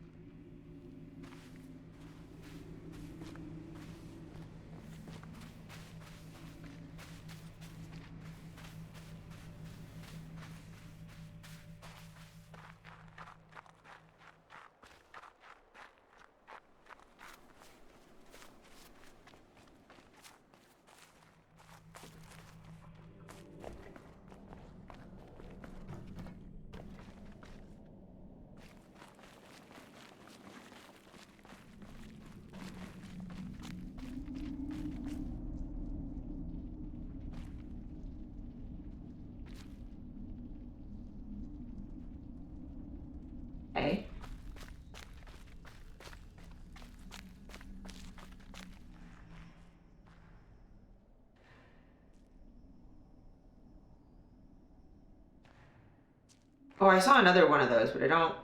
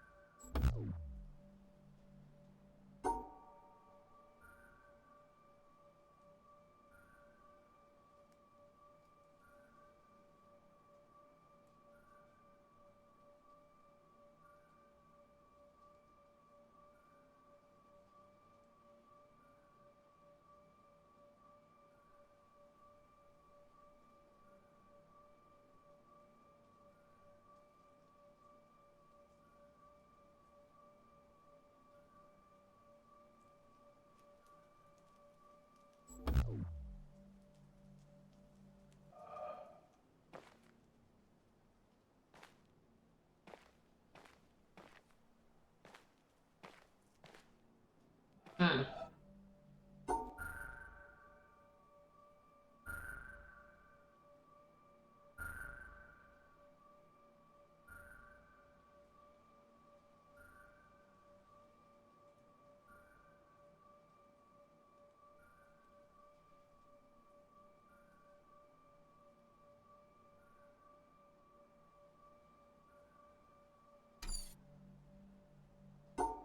I am getting EP.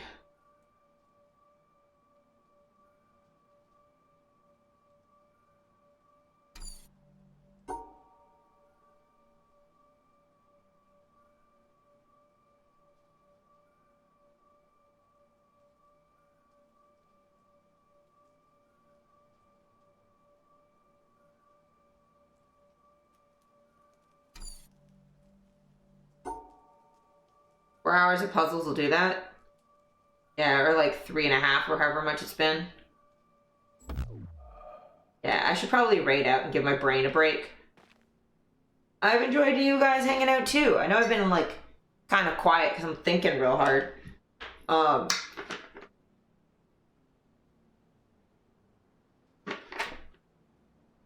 But yeah, this has been fun. I figured out new things. This stupid box is pissing me off.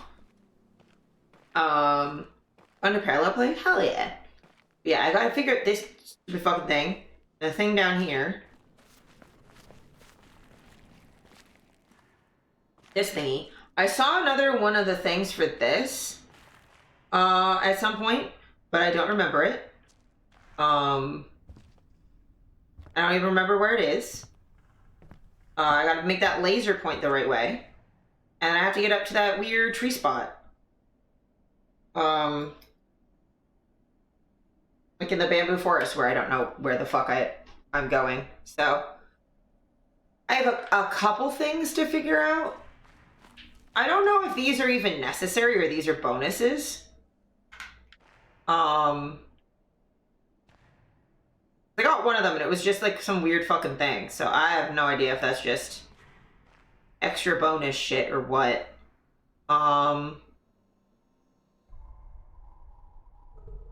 But yeah, I'm gonna quit.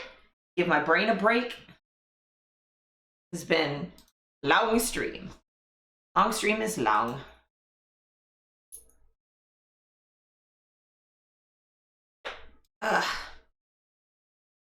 We're gonna wait out.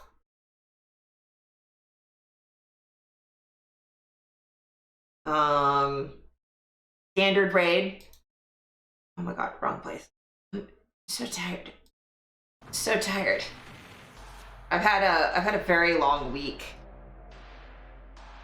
So I appreciate you guys sticking with me for something a little lower energy than usual. Yes, it's D-Tune time.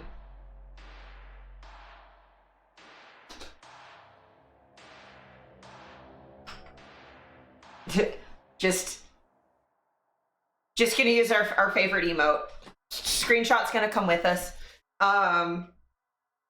It's been great to hang out with you guys. I should be streaming same time, same place next week. I've just been, you know, kind of low energy this week, but hopefully things pick it back up. I'm not even sure why I've been low energy. I've just been fucking tired.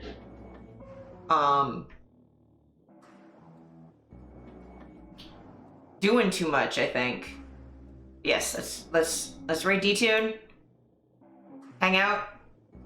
Have a vibe.